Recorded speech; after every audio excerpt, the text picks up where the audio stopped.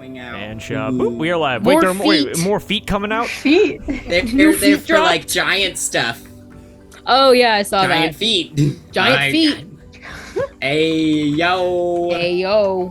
Big these giant feet, baby. So like, what exactly is that gonna like? Because I've been seeing like ads for that. What exactly is? Does anybody know like what that's gonna be related to? Like the new D&D book or no? Giant feet. I think it's just. Thank you, I Kate. think it's just like like an extra like additional source book and stuff. I know, but I want new races, my guy. New species drop. Those don't come out very often. That is true. We just got Owlin, and that was it. Now, it was so funny, because if you go on, like, the D&D, like, wiki or whatever, to, like, custom, like, and I mean, like, homebrew, like races that people have made officially, either for 3.5 or 5e, legitimately, hundreds just in the A section. The amount of work, and I'm like, are there even that many, like, animals that we can even make into sentient beings? Like, I'm just amazed. There's a whole zoo's worth. A bipedal aardvark. My name will be Arthur. Well, that's actually where I will be a monk. My preferred weapons are my fists. Well, it's actually where I got the inspiration for Apelings was from the D&D like wiki because they're not an official race. Now the Arthur meme. They have enough shit within them that you'd think that they were, but like yeah, they're just not canon yet for some reason. So. But yeah. Okay. But with all of that, are there any other kind of like announcements, any other things in the news that we want to speak on real quick to date the video? Now. Trump's mugshot? Can we talk about that? He looks like the Grinch. Don't do the Grinch dirty like that. Sorry to get political, yeah, but... exactly. My favorite thing I've seen is like it was edited so that he had a lollipop and like a little hat, and the caption was like, "Me if being a silly and whimsical little boy was illegal."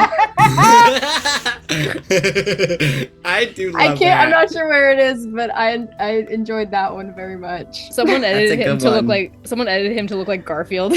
Oh, no. Mondays. I just gotta ask, like. And maybe it was the source that I was getting it from. Why was it in 480p? Like, why is the quality so low on it? It's the same for all of them. Courtroom. Oh, but also, apparently, if you look at his compared to the other mugshots, he stepped forward so that he would look taller. Or so he would look bigger in his mugshot. Are you kidding? Like, the logo of the, like, police department is further back in his than it is in others. And it's so funny. Oh, what's up, Forgelore, by the way? Hello. Thank you so much for joining. I really appreciate that. Oh, and how could I be so rude and forget? Forgelore streaming a little bit earlier. DM Steve doing it was basically building buildings within Tailspire for maps that are coming out soon. So everyone, if you're watching, go follow and subscribe to Forgelore. They're absolutely killer. And buildings. And DM Steve is a better DM than me. We're going back and forth on this. Shut the fuck up. No, this You're is something both amazing. He and I are going back and forth. We're going back and forth on this. You're different in beautiful ways. Porque no los dos. Damn it, Porque Steve, it's my stream and I can decree who the best DM is, and gosh darn Steve, it, tag Fredo, in. it's you. Steve! Someone get Steve on the call. But yeah, guys, go check out Forgelore. But yes, Trump's mugshot's ridiculous. I heard they just got rid of BlackBerries, so that happened a couple of years ago. So What? Wait, the phones or no, the berries? No, the U.S. government. You guys didn't know that meme? They got rid of the Secret Service stopped using BlackBerries like 4 years ago. Like the phone or the fruit? No I'm dead antioxidants. I think it's so funny if they got rid of the fruit. Yeah. They're not. It's a security risk, guys. Listen, you don't get your Too fiber many from berries anymore. Stuck in your teeth. You choke. I die if I eat them. I just love listen, when I think of blackberries, I think of Gossip Girl, so I just imagine, like... XOXO. The eagle has landed. Oh, amazing. Did he fall down the stairs? We'll never know. But with was BlackBerry also in Pretty Little Liars? Or was that... or is that the flip phone? That might have been the flip phone. I don't think iPhones were a thing when Pretty Little Liars was first out. I I don't think know. Pretty I Little wasn't Liars, allowed no, to Pretty Little watch Liars that came out show. in like Me either, 2009. The weird, Liars. wonderful phones of Pretty Little Liars. Did they invent Yes. phones? I only watched a few episodes at a friend's house because I couldn't watch it at home. I just love the, like, she's the big bad girl and she's immediately dead. Let's see. We've got a Motorola KR-ZR-K1. Gossip Girl had the best What? ones, though, because We they just had, like, activated someone's razors. sleeper code agent. Yeah. Like fucking. Gossip Girl had the best ones because they had the There pink, were the hot iPhones. pink razors. A Palm Pre. Is today's session called Monkey Business? I gotta write it down for the notes. Yeah, a monkey business or town also above us? possibly the town above us. Yes, the name's been going back and forth on that. So Amuga. There was a Amuga. Motorola Razor, and that was one of my first phones. What did I have? What about I had one. I had a slide phone. Yep, that had a me same little- here. too? My It felt so cool. My dad and my mom, when they gave, because me and my sister had to share a phone when I was in, I think I was in 6th grade and she was in 5th, and my mom and my dad, they went, hey Grace, hey Drew, we got you this like texting plan. We both, and like, you know, because texting wasn't known to be like a huge thing yet. Like it was like we were just starting to climb the mountain of it like exploding. And they said, now both of you are able to send, and they're like, their jaws dropped. They were like 75 texts a month. And I was like, and my sister and I were like, how are we ever gonna do that? And then 3 days later, they're like, you guys are 400 messages over the limit we gave you. How is this even possible?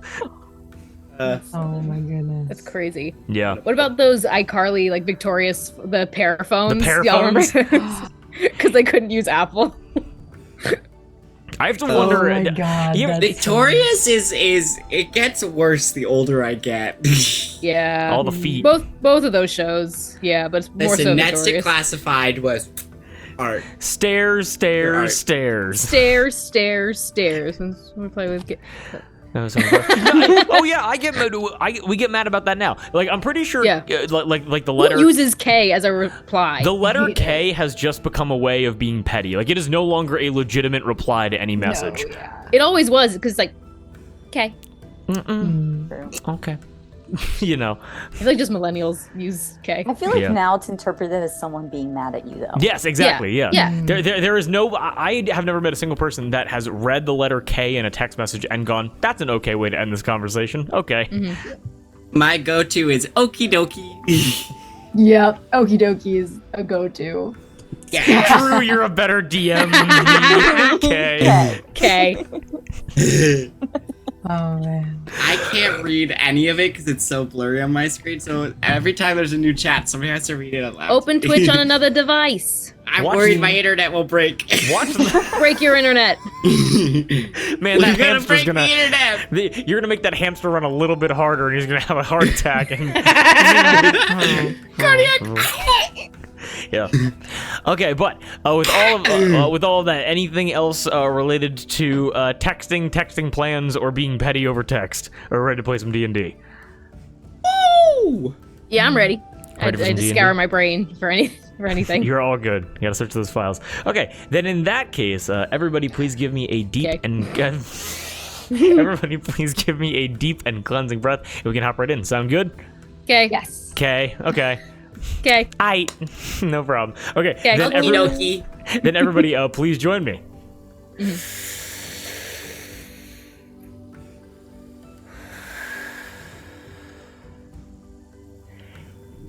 And we can hop right in. And everything after the breath is canon.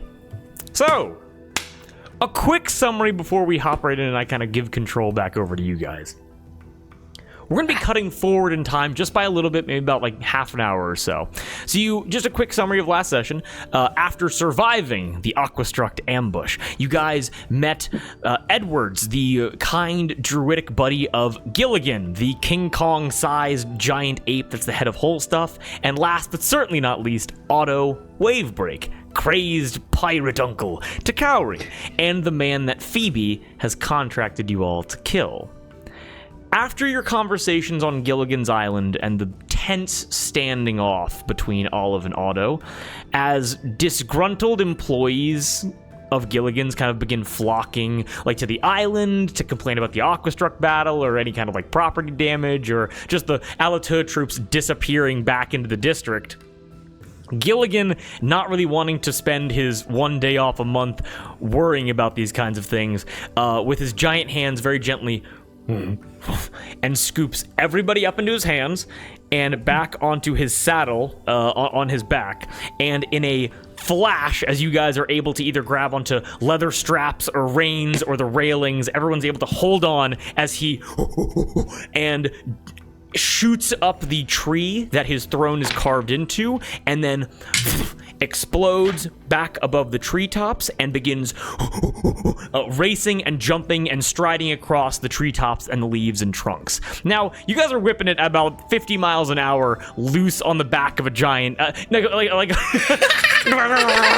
just like a wind blower. Exact same thought. Now, Otto and love you, buddy. Otto and Edwards and Ra-, kind of takes the Duke under one arm and grabs onto the grabs onto one of the railings with the other. Is there any initial reaction or any kind of comedic moment among you guys that would happen as a result of you guys kind of as you guys are just moving over the treetops? Just immediate white knuckle grip on the railings. I'd just go, but doesn't throw up. Immediate fear, but also kind of delighted. I think because her threw up when Rahi was holding her, she's definitely out off the back, hacking it up. Bud and Rahi have you by your ankles, just one hand on the. Oh no! It's not going well. There's a situation where Gilligan hits a bump, and it's Rahi grabbing onto a railing, and then Rahi is grabbing onto the Duke's leg, and the Duke is flying off the back, and the Duke has your hand in his, and so it's a chain of you three just kind of whoa, whoa, and just being dragged behind Gilligan. Monkeys in a barrel. Rahi's keep holding my hand. Why are you slipping? Keep holding my hand. Keep holding my hand. Don't let go. Olive, any initial reaction? I think with the suddenness of it, didn't really have time to think and just kind of let herself get thrown in whatever direction she ended up in. And I think she would have ended up crashing into Kaori's back and just kind of instinctually wrapped her arms around their waist. Kaori is at first shocked by the whole being carried away, and then is just oh. And is trying so hard to play it cool, but is not playing it cool. It's like when you go to the amusement park or the theme park with the person that you're kind of crushing on, and it's I can't scream on the rides because they're not going to find me attractive if they watch me show fear. Just immediately freaking out. 100%. So yeah, anything else besides all of those just incredible descriptions of what you'd be doing? No, we all good? Nah, I was gonna maybe cast Fly on myself, but I don't want to. I'm gonna hold on to a spell slot. Okay, all good. So yes, what's Otto doing? Otto again. You're able to see leather jacket, no shirt on, barrel chested, no problem at all. He currently is kneeling on the wooden platform and just has one arm underneath one of the wooden guardrails and is just effortlessly keeping himself in place. He's a person of immense strength, obviously. Obviously. Yes. So as you guys are all taken across the treetops by Gilligan, the buzz and the hum of the festival beneath you is muffled by this dense vegetation, and you're able to notice something odd as you're moving so quickly, but you recognize that from the center of whole stuff, you're moving probably southwest, basically. And as you see, all of these treetops and leaves extending out around you, you'd have to imagine that you've come to, the center of the arbor. The main section of Ubhav, right above the pillars, Yasa's Six Spirals Sanctuary. As you guys arrive here, you guys are able, you hear... there have been leaves moving and whooshing around you guys as you've been moving. Again, Gilligan being of such immense size.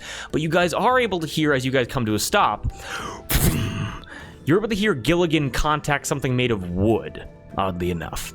And as Gilligan comes to a stop and you all kind of and you all kind of get like thrown a little bit because of just the momentum kind of coming to a stop.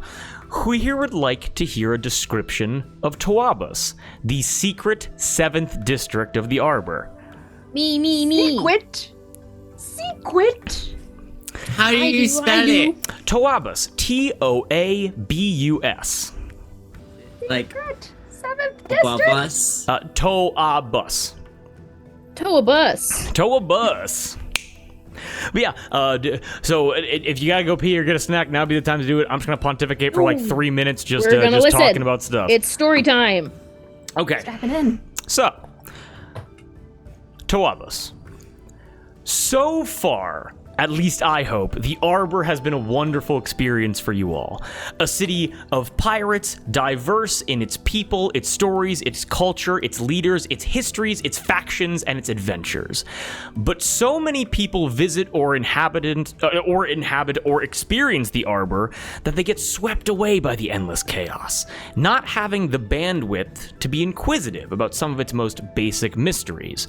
Mysteries and questions ever present, like the shade cast by the palm leaves above you. Apelings.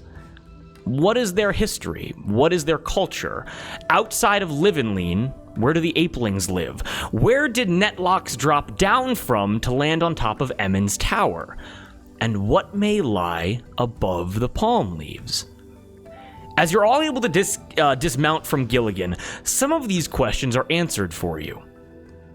As the tears dry from your eyes and as you collect yourselves and fix your hair due to the great speed at which you were moved and disgruntled, you'll have realized that you have come to a stop on top of a solid structure made of wooden planks and rope, built upon thick stilts branching out from the palm trees peppering the center of the arbor. And as you look up from this structure, you're able to see for the first time, unobstructed, the full night sky, with hundreds, if not thousands, of stars above. Not a cloud to be seen, as the full moon illuminates you all, with no assistance.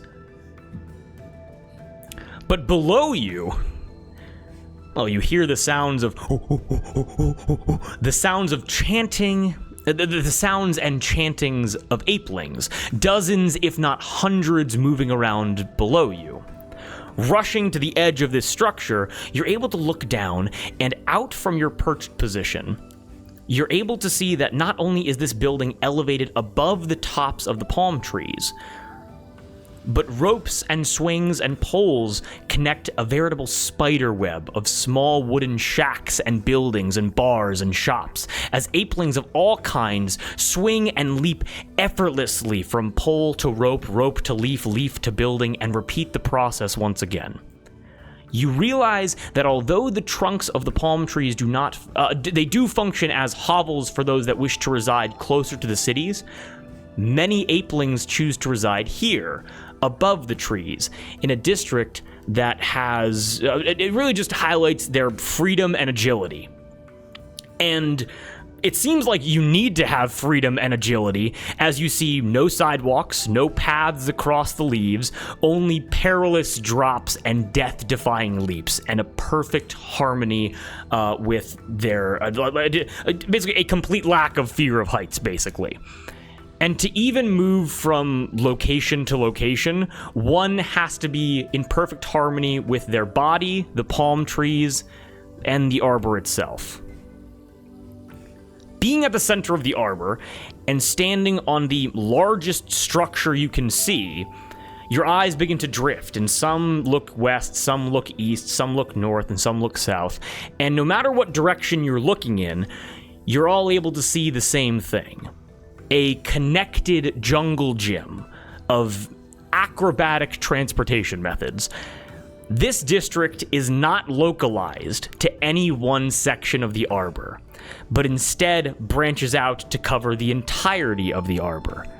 The density of the population may vary, but just know that wherever palm trees can be seen, these hidden facets of society are operating almost completely unseen above you.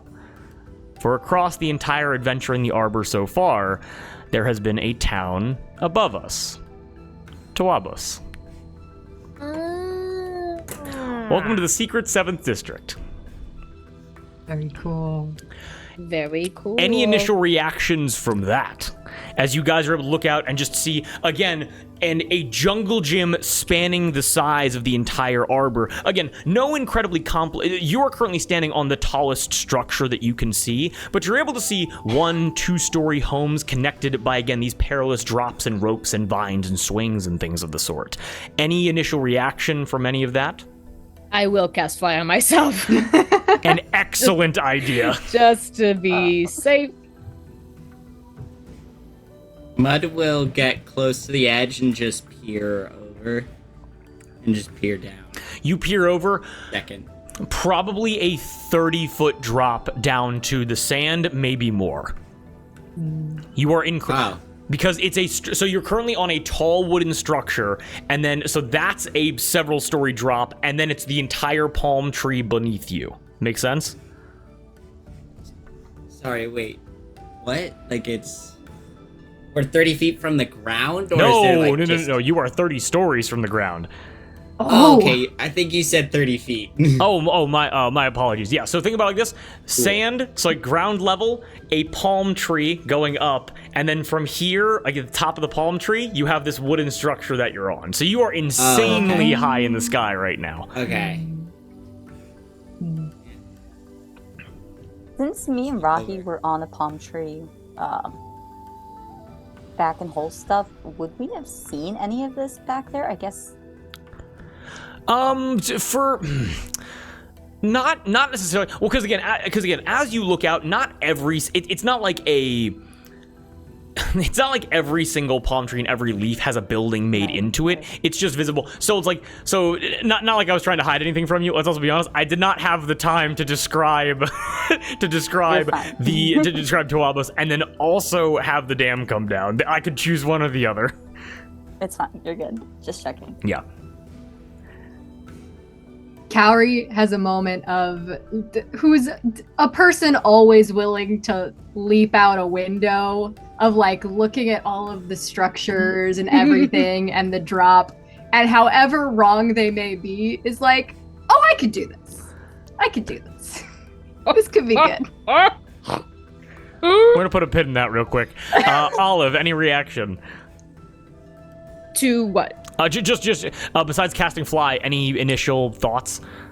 I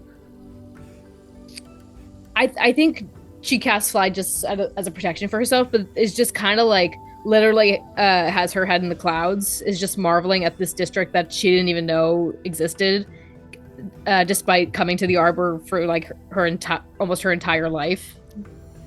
Okay. So again, Olive having cast fly, Cowrie having a lot of confidence in their abilities, Mud and her just kind of like being in awe of this. You guys are able to... Yeah, what's up? Mud isn't in awe, he's just quietly thinking. Oh, okay, Mud not visibly in awe and just kind of like, okay. I'm in awe. Sorry. A vibe. No, you're all... Hey, I didn't want to ever describe anything incorrectly. Thank you for correcting me. So, you guys are able to watch as you guys dismount. Gilligan, again, Edward's having not cast a Speak with Animals, goes and looks directly down to the floor, like basically to the floor you guys are standing on, looks down to it, and you guys are able to watch as Gilligan and moves to the side of the building and jumps to the side and begins climbing down the side of the building, King Kong style. It seems that Gilligan has invited you guys to join him, as you are all able to see, like, on the sides of this structure. Again, no guardrails at all. This is not a place that would be up to OSHA standards, as you're able to see rope ladders connecting all of the sides of all 4 sides of this building, and you're invited to join Gilligan as he descends. I think before we descend, I'm gonna quickly walk over to Rahi and be like, "Hey, friend. Did we mention that the dam is breaking?" But what? Well, first of all, she looks at you and goes, and give me an insight check. As she just looks at you and doesn't say anything for a little bit. A 17. 17? Yep. You look at her and her eyes, the storm, like, the storms in her eyes constantly raining. The rain briefly stops, then continues, and you would have to imagine that Rahi is very glad to see that you're okay. But she's never gonna tell you that. Make sense? Yeah, sounds good. Yeah. And Rahi goes, "What do you mean the dam's coming down?" Oh, so I guess you don't remember, when we weren't spying on Yorda and we were just going and flying above them, I was somehow able to escape. You got struck by this lightning energy that they had. It like pulled us in. You absorbed all that energy. You made a hole in the dam. I tried to help you. You took all the energy out by touching the water, and then we fell, and it kind of looked like because of that big hole you punched and whatever that the dam was going to break. Yeah, I fully blacked out. Don't remember a single thing about that. Okay. Wait, I got rid of the energy by touching the water? Yeah, I also helped, but mostly the water, yes. I'm smart as fuck. Good. Now, yeah, that's bad. We should tell Gilligan about that. Yeah. Honestly, fuck you, because you didn't wake up first and you knew about this, because I didn't know and I woke up first. So you should have gotten up faster. So don't do that again. Sorry? Am I supposed to apologize for that? The Duke walks over and goes, "She will accept your apology." Right, Rahi. And Rahi... The lightning you had, that happened. I saw that. Rahi looks over. Yeah. It came from the Fury. No, it came from Rahi and Yorda. Is Yorda not here? Yeah, where the fuck is that guy? He said he was handling family business. You saw him? Yeah. Yeah. And Skylar. And the rest of his family, kind of? Something. Rahi looks over to Mud just to kind of close that and goes, "It came from the Fury." It was something. I've seen that kind of lightning. Rahi walks over and she doesn't touch you, and she gets like a little bit close to you and goes, "We're gonna talk about that. That is very important. Thank you." Okay. Good man. Looks back to her and everybody else, and just waits. What was Yorda and his family? What were they doing? I'm not exactly sure, but from what it looked like, there were stakes within the dam on the top, and I was more afraid that because of those stakes that's why the dam was breaking. So we flew over to make sure it wasn't breaking, to make sure we didn't have to tell somebody. But then there was like electrical energy going between all of that, and they were talking with one another through the electrical and through this lightning electrical energy. Please give me an Arcana check or a Nature check with advantage.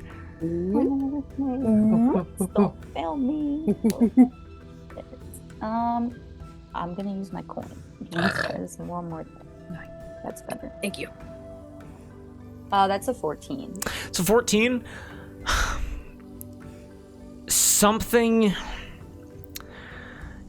As you're talking, but as you're not actively in it, and as you kind of like have the time to like kind of go over it, you realize that you don't get the sense that Yorda and Skylar had the intention of damaging the dam. But it had the ability to. And you realize that once Rahi, and in some way once you guys entered into the electrical field, that's when things started going wrong. And you have to wonder why. With a 14-year-old, you can't really piece together what exactly happened there, but you're like, oh, it wasn't your fault, it wasn't her fault, it wasn't even your or Skylar's fault. It was just, there was some kind of I guess you could say like reaction there that you can't put your finger on. Okay. I'll turn to everyone and go, I don't know what we're doing here. I don't know what we're really doing here. I just woke up. But whoever is in charge of whole stuff needs to know that the dam might be breaking. I'm assuming Gilligan and Edward are like a little ways away from us. You point and there's empty air as Gilligan is moving down the building. And I just point down, like, that's the person you should notify about this. Right. Okay. The big one. Let's hope they don't kill us. Yeah. I don't think so, considering we both want to kill Morirak. I think we have a common enemy there. Okay. I don't think so. And also the crazy orc man, that's Phoebe's, Miss Goldtooth Squall's ex-husband that she wants us to kill. Kaori, we'll follow your lead on that since he's your friend. Yeah, I can't kill him. I can't do that. We don't have to. Yeah. I'll talk to Phoebe. It can't. She was drunk when she told us about him, right? Like, it can't be that. Did you sign anything? No, she just sent us a secret message in a bottle. But I figure that's just one option she's given us to clear her debt. We'll win the Battle of the Bards. Just like that, and then we'll pay it off with the winnings. Yeah. Because we will pay it off. We will. Yes. Okay. We should probably head down, you know? Yeah. Yes, would anyone like an assist? I can fly a certain amount. I cast it on myself. Her looks at Calorie. Mud also looks at Calorie. He kind of looks at both of you. Mud knows. It takes a minute, and it's like I wouldn't say no to a lift. Okay, and we'll just offer her hand. Cool. I will take it. We'll fly down. Again, you see a 30-story drop beneath you. Oh. As you, like, again, I'm never telling people what they do. Like, it's a pretty tight squeeze as just that initial fear of, holy shit, that is death beneath me. As you guys begin descending after Gilligan. Okay, it's gonna be Otto. Okay, Rahi looks over to you, her, and goes, "You want to climb or like?" Well, actually, how far is Gilligan going down? Rahi looks over and goes, "I don't know." I look down. Like, Is the Duke with us as well? Yes, he is. I guess, like, I look down. Is it possible for me to levitate down? Is my question. How far is your levitation? I think it's only 60 feet. That is absolutely enough. Yes, you can certainly do that. Let me just double check. 60 feet. Yeah. Yeah, Actually, you can absolutely fly down. Not a problem. Yeah. Okay, sounds good. I'll do that. Rahi looks over to Mud and in a rare olive branch goes, "I have an extra hand. Do you want to climb down or do you want to fly down?"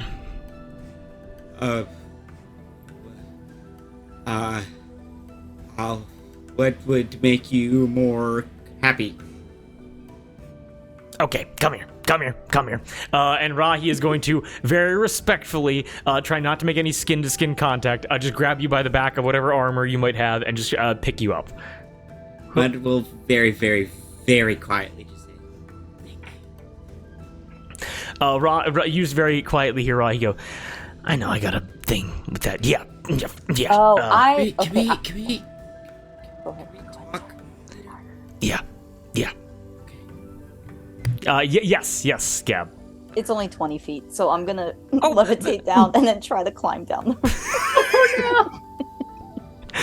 For a little, just like you just jumped off the side of the building, and then you changed your mind. So Pulling a rhyme. If you could fall 10 and then catch yourself. that is true. Leap of faith. How many feet down is it? 60 Okay, feet? so I'm gonna say, because this place does not work in the usual way that like buildings normally work. So I'm gonna say that with Olive's fly, so I'm gonna make a couple checks. I'm gonna make a check for Tior. I'm gonna check for Otto. And the Duke. No, the Duke's being picked up by Rahi. Oh, she's carrying two bags. Otto with a fat -1 to dexterity. That is a nat 1. He's gonna do our job for us. Lord, Just take the credit. boy, what a way to die. Tior with a 14. Otto is going to. I mean, fuck. Otto He's looks gonna over. fuck? No, Otto looks over and just because that's a grand total of a 0 for Otto as he walks over to the edge and goes, "Well then, I'll see you all at the," and he just fully falls off the side. Quick saving throw for Gilligan. Catch Yeah. him. As you guys are able to watch as Otto fully, before you guys even exit, you see Otto fully trip over one of his boots, fall off the side, and begin plummeting to his death, and then you're able to see Otto, "I'm okay," and he pops up as Gilligan raised his hand to support Otto so he would not fall, acknowledging the fact that he does have a peg leg that is just a sharpened axe that would cut through any rope he put it on, so... Oh my god. Oh no. It's so inefficient. Why? How? Like, the only way you can make it work is with roundhouse kicking. Do you know how exhausting that is? Tior walks up to the edge and goes, "No," and he creates purple platforms that he and begins hopping down as at his own pace as he just fully just is like, I'm not doing that. I'm not a physical boy. No. Okay. I am what you call an indoor kid. As you guys are able to descend further down this Did building. you want me to do a check since it's only 20 feet down? No, I'm going to allow you to do that. That's more than okay. If you want to Sure. make a check for me, you definitely can. Yeah, I'll make the check. Okay, go ahead. I like to thicken the plot. Ooh, dexterity? That's a nice old 5. It's a nice, buddy. That's a nice old 5. As you, again, Gilligan begins slowly lowering his hand down, like you know, to support Otto. And as you jump, you levitate down. Small storm clouds begin supporting you. And right as you go, I got this. As your levitation runs out, you grab towards the rope and fully whiff by about 2 inches and begin, and you are able to feel a pair of humongous hands under your arms stop your fall. And you're able to see that R.O.A.C.H.Y has just caught you. Oh, You nice super leg. can't kill him now. Otto turns you around and goes, "Well, you're light as a feather, I would say." Oh, thanks. I like your leg. No, so many people forget about it. But you were the unconscious one, correct? Yes, I was. I've been calling you Scarface, but I believe you may have a name besides that. What be your name? Why were you calling me Scarface? Because I don't know your name and you have a scar across your face. Oh, I put my hand out, even though he has no empty hands, and I go in for like a handshake. I mean, he's just standing on Gilligan's hand at this point. Oh, okay, great. I'm her. Your name is a pronoun. Yes it is. My name isn't. My name is R.O.A.C.H.Y, captain to you. I'm also a captain. Nice to meet You're you. a captain, and what ship do you captain? The Cat 5. Can make a quick check for Otto real quick. Well, now we were so incredibly busy that I didn't have the time to say hello. But would you happen to know R.O.A.C.H.Y? Yes, my, we're divorced. You're Charlotte Withers, are ya? Yes. Well, Rahi I found your ex-wife. She's not gonna be very happy to see you. It's fine. We went to the divorce court. Everything's been settled. We're building back our friendship. You went to Brigand's Bench, didn't you? Yes, I did. And how would JJ be doing this time of year? Judge. More on alcohol, more on rum than you would ever expect. I can expect quite a lot from her, I'll tell you that much. Well, yeah, we got an early appointment. It was great. It went totally fine. Rahi skipped the queue, didn't she? What? She skipped the queue! Of course. Right, no, not one for waiting in lines, that one is. Alright, I give him a good old pat on the back. Well, it's great catching up with you, old friend. Sure, yes, of course, friends. Anyone who has scars across their faces can be friends with me. Yeah, okay, great. Excellent. Give me an insight check on this guy. I'm just gonna catch her up on Otto real quick. Get above a 5. It's like 23. 23. This guy's full crazy. This dude is straight up unhinged. He is hair trigger in every interaction that he's in. Oh, one last question for you before we catch up with this. You don't run whole stuff, right? It's the guy we're on. Do I run whole stuff? I don't know. I just woke up. Have you forgotten you jumped into the hand of a giant ape? Who do you think runs whole stuff? Right, just checking. I'm just checking. You're the one that knows our good friend Phoebe, right? In a shocking revelation, as all this dude has done is yell at you for the last 5 minutes, goes, yes, her and I were acquainted a long time ago. and gives you the straightest answer you've heard out of him, any of you have heard out of him this entire time. Well, for your own good. That's very, she's a bit, Phoebe. We know Phoebe, she's alive, so I got You know Phoebe? I know everyone around here. Give me a deception check. Now, fun fact, when I made this character, Otto, now I'll tell you this now Gab, hold on to that roll, because fun fact about Otto, Otto has one of the most crazy line graphs of character stat allocation I've ever made. For example, just quickly, Otto has a +8 to intimidation rolls. Otto has a -8 to persuasion rolls. Otto has a +8 to insight rolls. What did you roll, Gab? What? You had an 11? 11 and 11. Okay. Wish for a Drew roll, everybody. Come on, Drew rolls. Come on, Drew rolls. He looks at you, and what did you say exactly to him? You just say you know everybody? I said I know everyone around here. Otto looks down. And as you're kind of talking with your hands, he notices the bracelets around your wrists. And goes, some better than others, it seems. Yeah. I didn't ask for this, if that's what you're wondering. I just got to pay off this debt. This life chose me! This life chose me! What an excellent way of... give me a quick persuasion check. And then we're going to cut hit to inside this building, and then I'm going to give you guys free reign, okay? Yep. Jeez, I'm not rolling well. 12. You got a 12? Give me a quick... Yeah. He looks at you and goes... Being as, you see, a more genuine side to him. Still horribly drunk and on drugs and crazy, but, more genuine than all of that. As he looks to you and goes... I understand. She doesn't take well to being crossed. And Otto looks down towards his axe peg leg. With that, we are going to cut to inside of this building, okay? As you guys are able to fly down, be carried down, or be gently placed down by Gilligan, Tior kind of hopscotching his way down as well. Where exactly do I...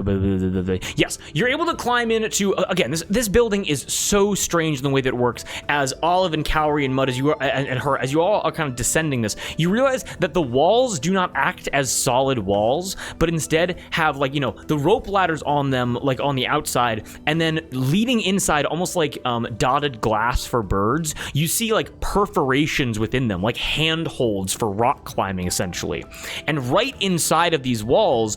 you're able to see the fingers and the stomachs of apelings that are climbing around on the inside of the building. And when you guys lower down enough, I'd say 30, 40 feet maybe, you're able to see a large barn door sized windows that act as the entrances. Again, there aren't any usual doors with stairs and walkways. It's all death defying trapeze stunts here. And as you're all able to climb or fly your way or be carried inside, as Gilligan places you and Otto in as well, you're able to get just an initial kind of look around this place and just kind of see how this place operates on the inside. There are no floors. So basically what it is right now, it's this giant 8-story tall building that has no floors. It's just basically drops going down or height going up. Okay? This is going to be a little bit weird for me to describe. Instead of floors, though, in corners and kind of lining the walls, kind of separated by maybe 15, 10-foot gaps, you're able to see small perches coming out. And these perches are connected by spider-webbed ropes and swings, basically. And where there isn't a perch or some netting or a rope ladder or a perforated wall or a swing or a pole or whatever happens to be, you just see a free fall to the wooden floor of this structure 6 floors below you. Again, don't make sure you're sitting where you're supposed to be sitting, or it's not going to be good for you. And on one perch, you're able to see a fully stocked bar, and you see customers sitting at stools with just a deadly drop behind them. And on another, you're able to see merchants trading fruits and vegetables for gold and silver. And you see a coconut accidentally it rolls off the counter and becomes a deadly projectile as it rapidly reaches terminal velocity and just punches a hole straight through the floor of this place, just completely through. Yes, Darby? These are the random coconuts that have been knocking us out whenever someone missed a session. This is where they come from. There it is. I just imagine it's been a hard day being a pirate. I can't wait to go home to my wife and kids, Also, Darby, I'm so happy that you pointed that out. I'm so happy that you realized that. That makes me so happy. Yeah, and you can see dancers and performers, they swing from hanging boxes and magically floating chandeliers as a band of apelings plays unseen somewhere beneath you. And in all honesty, you guys aren't able to find a calm table to rest at after your battle. Rather you're able to stake a claim to a section of this building, and you're able to find yourself in whatever way would be most appropriate for your character, either sitting on a swing or sitting on a hanging box or on a floating platform, or maybe you're hanging from the ropes or poles or ladders or the perforated walls. But whatever the case, Gilligan situates himself outside of the building, basically latches his arms inside of the bar and grabs a huge distilling barrel of rum, cracks open and begins drinking. And Edwards climbs off of him. Otto joins you as well. Her, you're invited into as well. And you guys are officially welcomed into the Towing and Bowing, the biggest and best bar in Tawabus. Stationed right above the merchant center of the city, and thanks to its unique architecture, it is almost exclusively accessible to apelings, with some Aarakocra and Hadozi exceptions. And one final thing before I can stop talking, I can hand this back over to you. You can all decide when you guys want to take long rests separately. If it's all together, it's also totally fine. This place doesn't have beds, but it does have hammocks that are for rent up towards the top. And so you just let me know when your part is over and you want to go to bed and rest up. Now, with all that, what are we talking about? What's going on? The floor is yours. I apologize for the long-winded description. Shh. It's so cool. We like hearing you talk. It's such a cool place. And by shh, I mean talk more. I don't mean to shut up. Never. Okay, so floor is yours.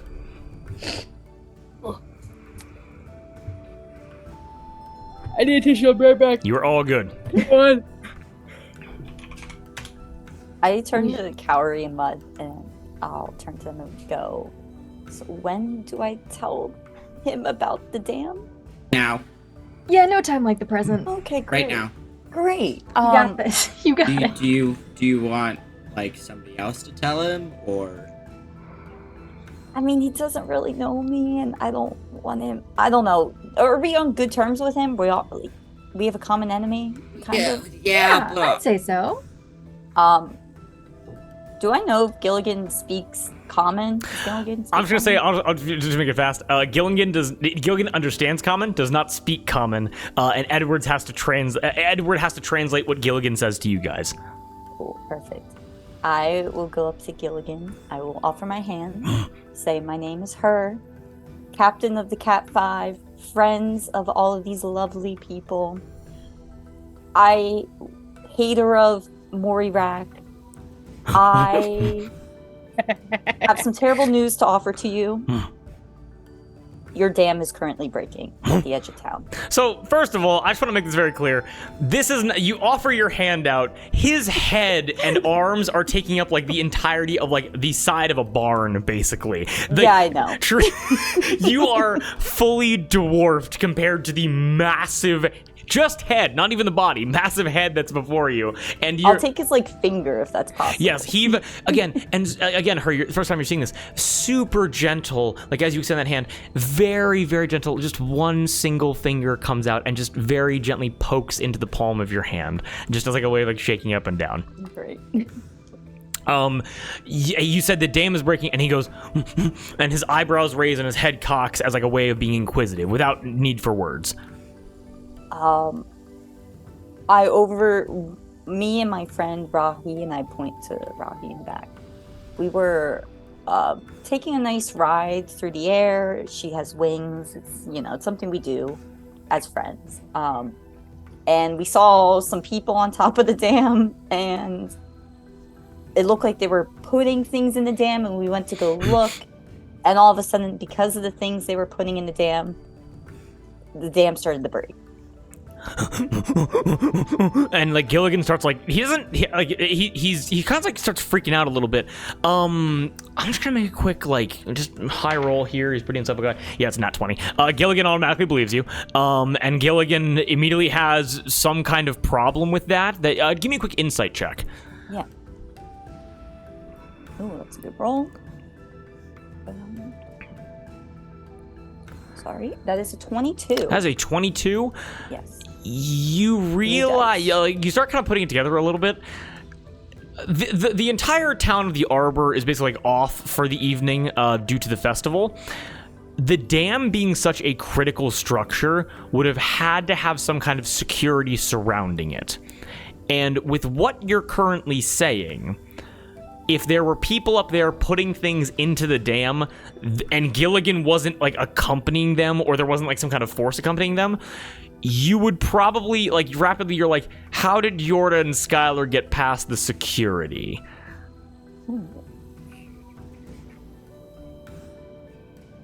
Okay. I'll continue talking. I'll go. So me and my friend Rahi, we went to go onto the dam to see exactly what happened. And things kind of escalated. We were somehow pushed in through the dam floors, and that's how we ended up in the canal. Gilligan looks to you and goes, and he immediately looks over to Edwards. Edwards is kind of like on his neck right now, and Edwards like says something into his massive ear, and then goes, and Edwards goes, "Thank you for letting us know. We must leave you now. We apologize, but we must investigate this." Should we come with you? Kind of looks to everybody here, and I'll actually leave that up to you guys. If you guys would like to be within Toabos and talk everything out with Otto, you can definitely do that. If you would like to go back to the dam, you can also do that. What is the consensus? What would everybody like to do?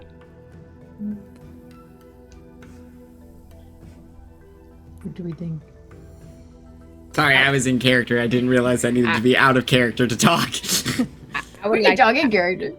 I would like to stay here and talk to Otto, but maybe afterwards we can Yes. check on them. Yeah, we could meet them there. Yeah. That works.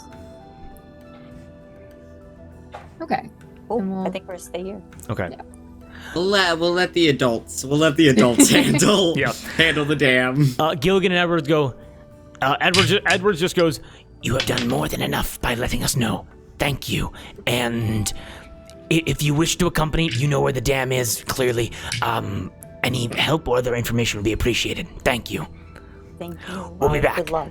and Edwards disappears behind Gilligan's massive neck, and Gilligan, again, insane speed, up in here with here, and he again just is gone in a whisk of wind and leaves. As Gilligan and Edwards are gonna go check out the dam real quick. Otto looks and goes, "Well, there goes my ride." Same here, bud. Same here. Rahi and And- myself can fly. We can take multiple trips. And I bet I could do this jungle gym. This seems good. Ooh. Mm-hmm. Aren't you like If anyone could, dweller? I think it'd be you, Cowrie. I'm used to being up in the Ooh. rigging of the ship. It's not so different. Oh, okay. Honestly, yeah, remarkably similar. It's a steeper drop. And if things go wrong, Rahi or myself will catch you. Yeah. Bud in the back corner, just like when nobody's looking at him, will take a small jar out of his out of a sack he has and just start smearing mud on his face and on his like arms and back. He'll pull out a twig and stick it in his hair, and then just start nibbling on a leaf. Yep. A leaf kind of like whisks in through one, again the wickedly open barn door as you just and just gobbling. As Mud starts chowing down. Again, you got Rahi, the Duke, Tior, and Otto, all just kind of chilling here right now. If you guys want to chat, you can. If you want to take a long rest, you definitely can. Is Delilah here? Oh shit.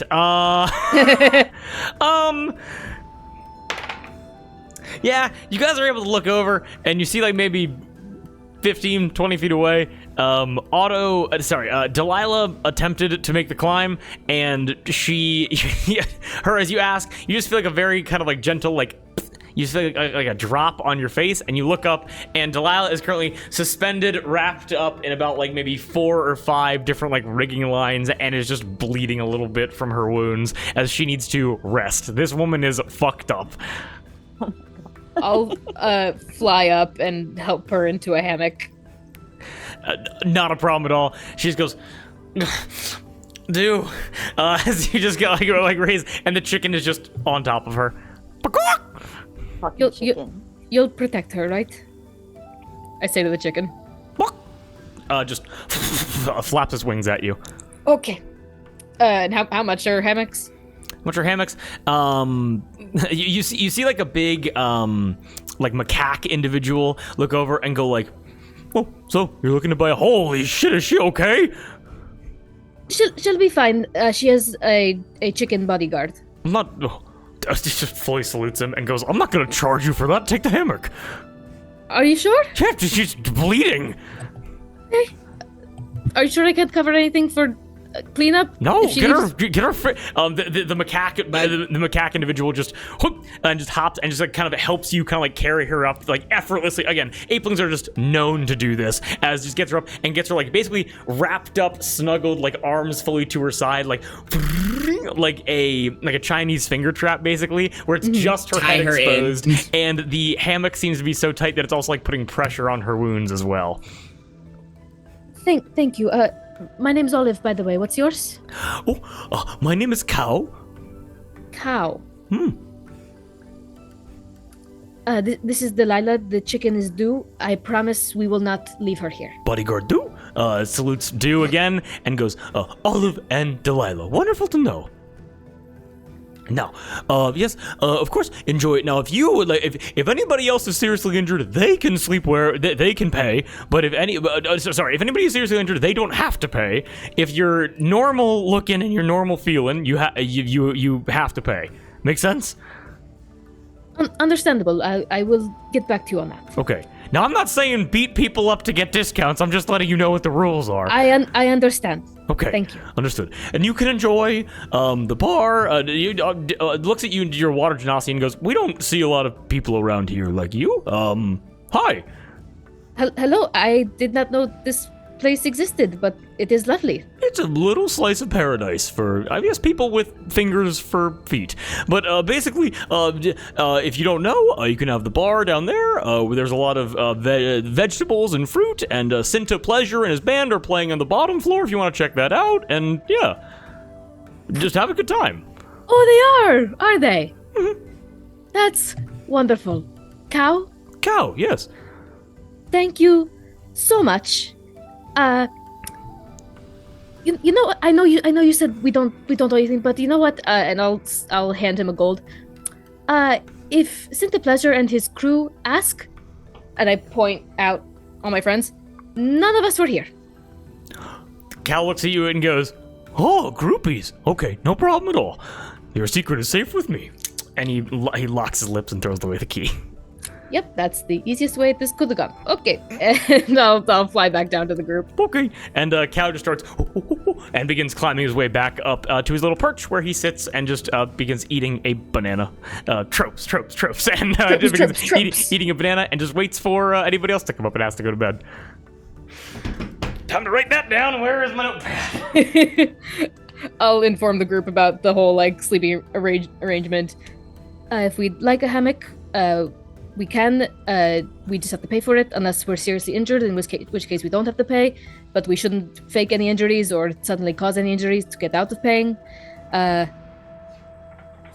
I personally, I don't want to speak for the group, and least of all Delilah.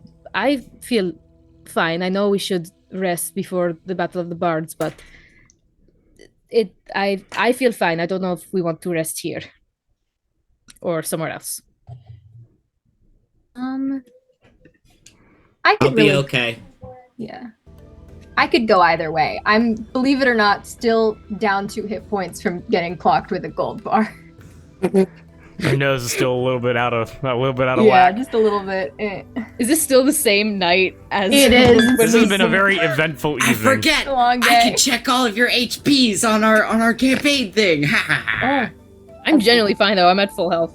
I think as long as we don't get Yeah, into how are you any doing? more trouble. That's the worst. Fights? Speaking of trouble, Cinta Pleasure is here, playing downstairs. Ooh. He's a very popular musician who tried to kill us back in the well. You guys have a lot of that. Mm-hmm. Yeah, that one's definitely not my fault at all. No. Mm-mm. It's all It's on not. him. I told the bartender that if he asks, we're not here. Excellent. Has Cinta Pleasure seen Mud with the party? We haven't seen him No. since the Yeah. well, I don't think. So no. Well, I mean, worst comes to worst. Well, we're going to be facing him in the Battle of Bards anyway, so he's going to see us regardless. But personally, I would not like to see him, and I don't think he would like to see us.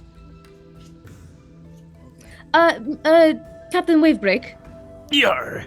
you mentioned you would consider judging us fairly. Did someone tell you not to judge us fairly? Well, Olive. And he immediately recognizes that it was you talking to him as he was taking a huge swig of rum, and goes, Well, you want to speak about judging people fairly, do ya? I do. Well, I have one question for you. A continuation from the conversation we were having about 20 minutes ago. And Yes, I was hoping you'd forgotten about that. No, I couldn't speak on it because I had too many bugs in my mouth. Now, You still have one right here. all right. he you got takes a fully fake gold tooth out, shakes the bug off, and puts the tooth back in, and goes, Well, thank you for that. Of course. Judging fairly. Now, you seem to be you understood who I was before our previous conversation, was that correct? Yes. And yet you continued to speak to me. Why would that be? Because you're important to Kauri. Because I'm important to Cowrie. Yes. So you mean to tell me that the terrible bias towards myself has not trickled down into you? They haven't told me anything about any of that. Your face has just sort of been a presence throughout my life that I don't really understand. You don't understand it, do ya? Well, no, I shouldn't say I don't know it. You don't It's just- know it. It's been a thing that I wasn't allowed to question. he is very interested by that last sentence that you just said, as it kind of recontextualizes everything for him. And I'm just gonna make a check, quick maturity for Otto. He's so mature. This could be. Give him advantage. He's been working with his gay son for so long already. Otto needs to be best friends with Joe Jabber. Oh my Joe god. Jabber, are I haven't seen best him friends. in years. He hangs out at I'll get him out at the Triple S Tavern so you two can see each other. It's been, what has it been, about 40 years since I've seen him last. Well, for the longest time, I thought he died in the Battle of Sailor's Pass, to be honest with you. Nope, he's very much alive. Not all here, but he's very, very much alive and a regular customer. I'll have to ask him how to put it. Let him know that Otto sends his regards.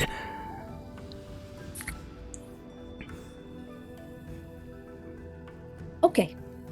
Otto looks to you after making that maturity check. There's a lot of dust on his gears, and as they begin to turn, Otto looks and goes, You mean to tell me that I'm banned from the Grip Isle, and every Triple S tavern besides the one my wife owns, and they haven't even told their people why?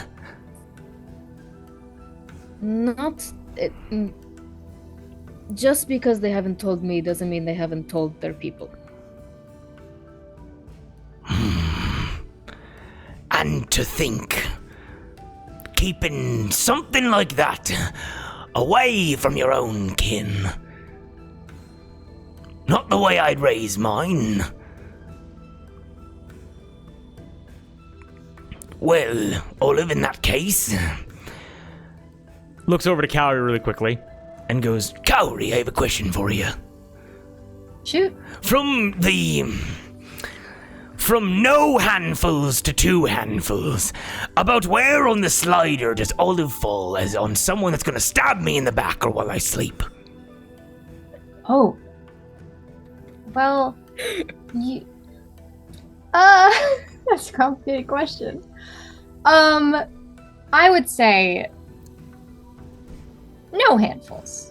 Maybe 2 coins. No. It's really up to you. No handfuls, 2 coins? What, did she just start being a pirate? No. Kind of looks at you and give me. I'm just gonna be honest right now. The slow growing seeds between you and Olive have been there for quite a few sessions. In that aspect, towards like that aspect of like what's going on internally there, do you want to keep that kind of secret, or is that something that you're kind of presenting? It's while certainly high in charisma, when it comes to Cowrie, that kind of quality to them is certainly distributed more towards persuasion and force of personality than deception. So I would say Cowrie is definitely someone who wears their emotions plain on their face, and so it is probably very, very easy to see. Okay, I'm going to make an insight check for Otto very quickly. With that, he goes, Alrighty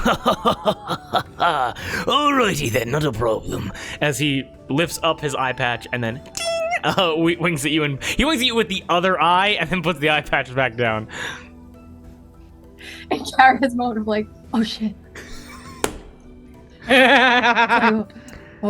Looks back to Olive and goes, Well then, Olive, if that be the case, if you know nothing of me or my family, well, I'd love to tell you my tale, for I haven't told a Abror in years. 2 decades, maybe. But in that case, a tentative alliance, we can sail together, and then we see where things go from there. That sounds agreeable. he extends his arm out to you for a pirate handshake. I give him a pirate Give him handshake. a pirate handshake. Just give me a quick athletics check with advantage. On. With advantage? Yes. Athletics? Yes. 18.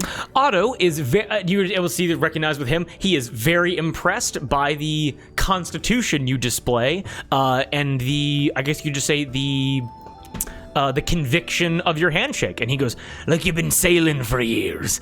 Now, before I get completely shit-faced, anything else we want to talk about? Yeah. I'll look at Cowrie. It's okay.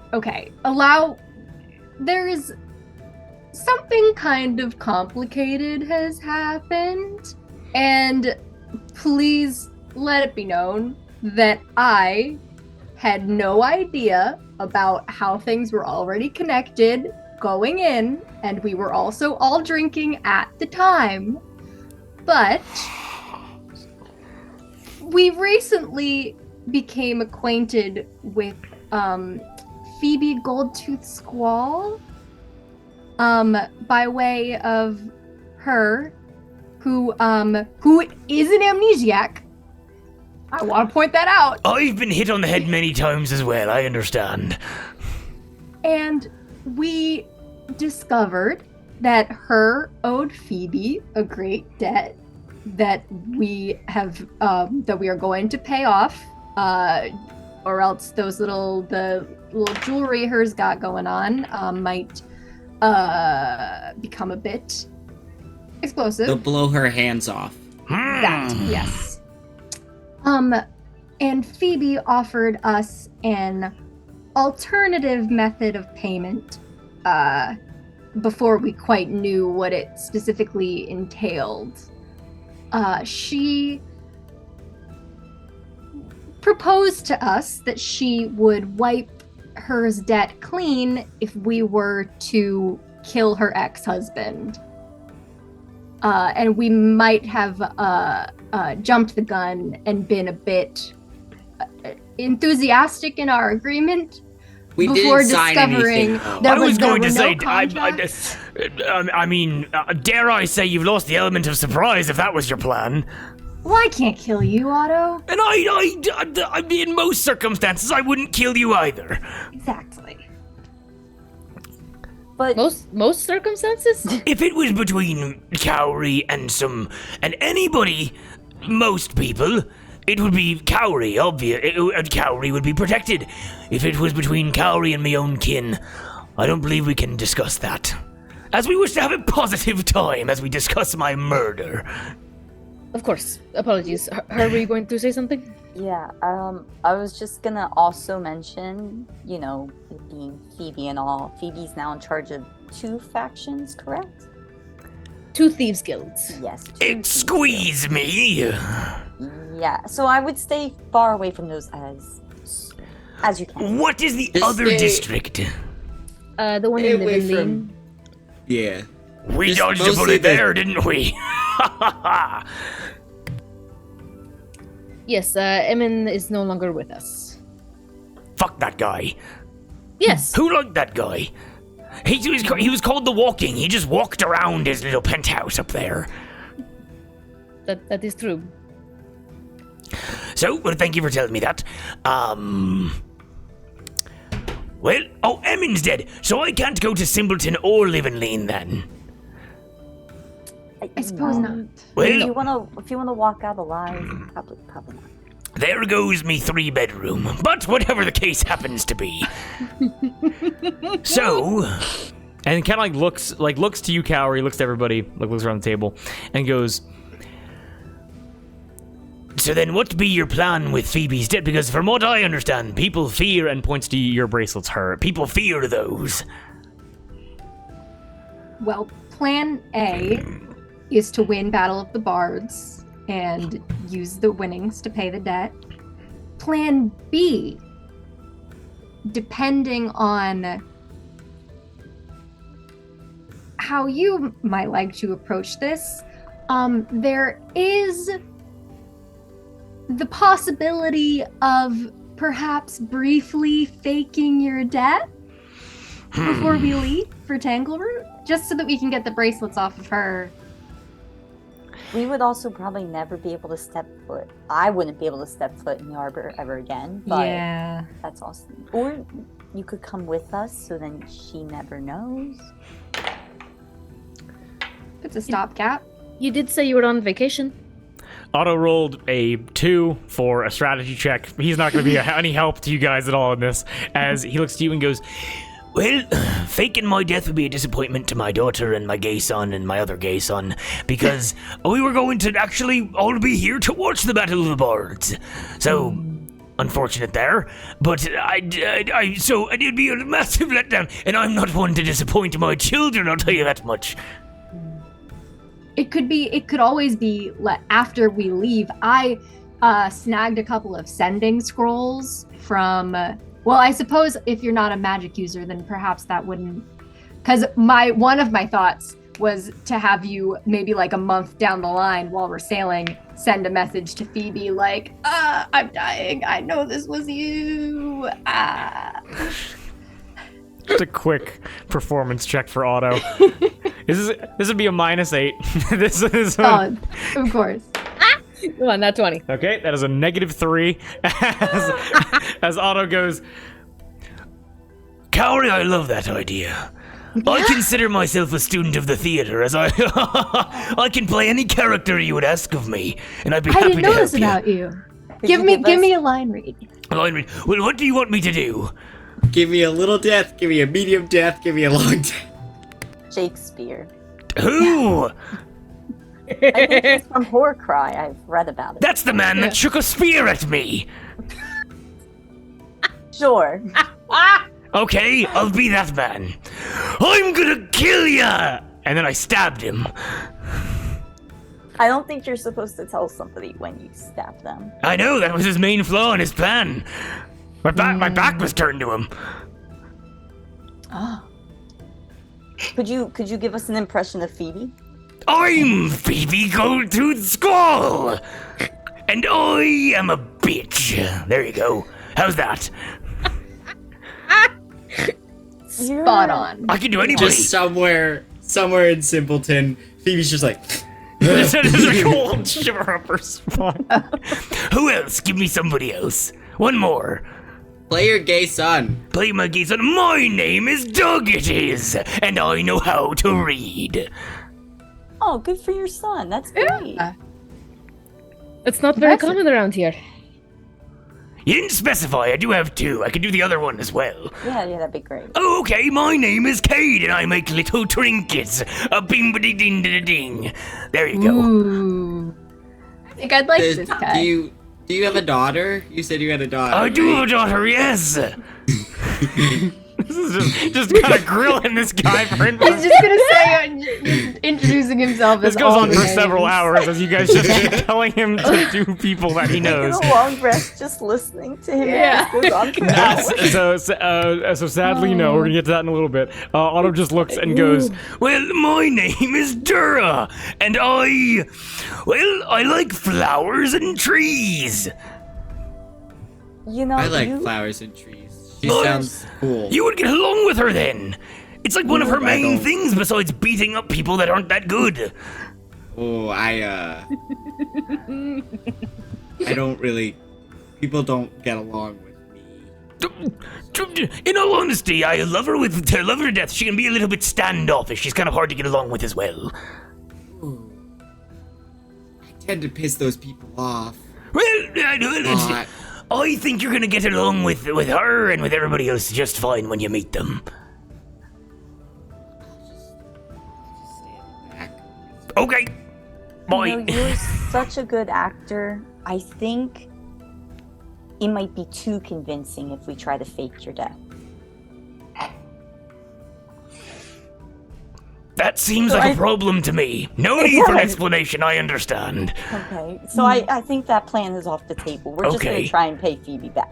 That sounds like a plan. And honestly, if you didn't sign any kind of contract then, I wouldn't imagine that she would have any reason to come after you if I was alive. Especially if you paid her back.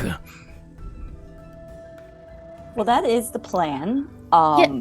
So Yes, and looping this back to where we started, Captain Wavebreak, why would you not judge us fairly at the Battle of the Bards? And can you do that now?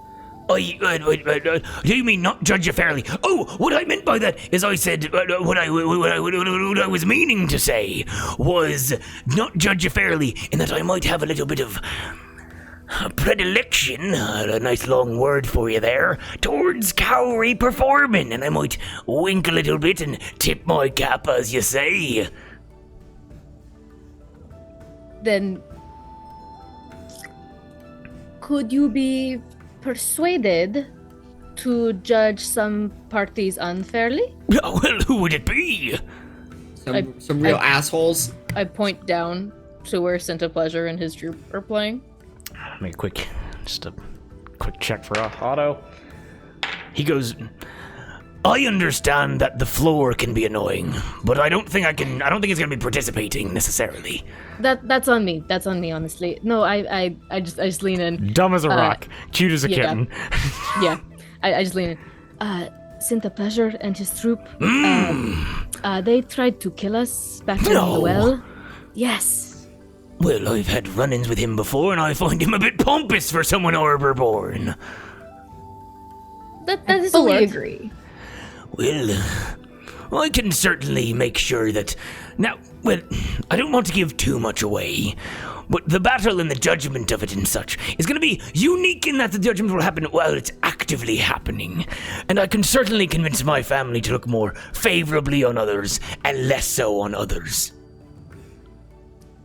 That would be greatly appreciated. Is there anything you can tell us that would be of use in preparation for the Battle of the Bards? I hope you're not afraid of monkeys or elephants. Well, yes, because Scent of Pleasure and elephants? Wait, Give me a quick persuasion check. And actually, whoever wants to help can help out. Do we already know this? I don't think we the help The action. Pax Pachydon. Yeah, I don't know. Yeah, just give me a quick persuasion Yeah. check. Just give me a I quick don't know persuasion if check. Sorry. It's okay. Someone helping me? Yeah, I'll help you. I'll help. How do you help?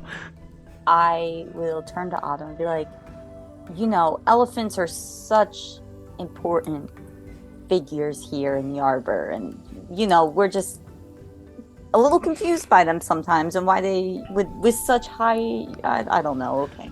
No, I understand. You Not know- many you know people what I'm saying? consider... I'm trying, we just don't understand why they would want to participate in the Battle of the Bards. Oh, well, okay. And Olive, what'd you get? 18. 18? Otto looks to you and goes, Well, I'll tell you this much. Well, and her, no need to be ashamed for asking for clarification, because it's never a problem to want to learn more about people that are different than yourselves. Understand me? Can I get a yes, sir? Yes, Captain. There you, even better. I didn't get it from her. Yes, sir. There you go, perfect. Okay. And never apologize. Now, what I can tell you is the Pax Pachydons will be in attendance. And I have a bit of an insider information because they had to sign up through my guy, Cutter Jack.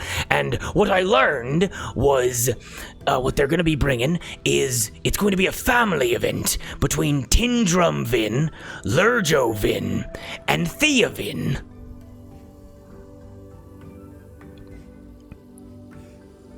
Now, the maximum they could bring is 6, but they said, well, in my impersonation of a Loxodon, we don't need 3 other people. We're elephants. That's what they sound like. Are they good Excellent. performers? They are, yes. They're a combination of bards and those magic-y people that commit themselves to gods and are very good at wearing heavy armor. Good to know. Clumpin' clerics. A great way of thinking about it there, yes. Right, I forgot clerics can wear heavy armor. You're muted. Her, are you having a stroke there? So sorry. Nope, no apologizing. We don't apologize, right? There you go. How many bards do you think a team should have? How many bards? Well, Yeah. if you're good at performing, you don't need to be a bard. But I mean, I believe Cinta's a bard, and I think how many Big performers do you Romeo's a bard. That's it. That's it, I Do we need believe. more than one performer? Like, what do you? There can be, yes. I mean, I think the Pax Pachydons, I think Tindrum and Lurjo are going to be trumpeting around and kind of making music that way. And Cinta's going to be using his lute, the Dame Slayer. Ooh, I don't know if he'll be using the Dame Slayer per se. But why would he not be using the Dame Slayer? And I kind of swing it around and play a chord. Cowrie, you little and he kind of like starts like poking, like punching you a little bit and be like, oh, you go to the Dame Slayer from Cinta. Oh, he's going to want you dead, isn't he? And so it's like kind of punching you around. Oh yes, that would be why. But so worth it. Ugh. And I was in need of a loot, and he left it lying around, so it's really on him. And If you don't want things stolen, keep them on your person at all times. exactly, that's what I'm saying. 100 it's like people don't understand this about the city. But yes, so that's the Battle of the Bards. Anything else before we go back to enjoying our evenings? Just in cases, if by some, if in some world we don't win the Battle of the Bards, do you know of anyone else who Phoebe might want dead nearly as much as you? Nope. Anyone close? Anyone more?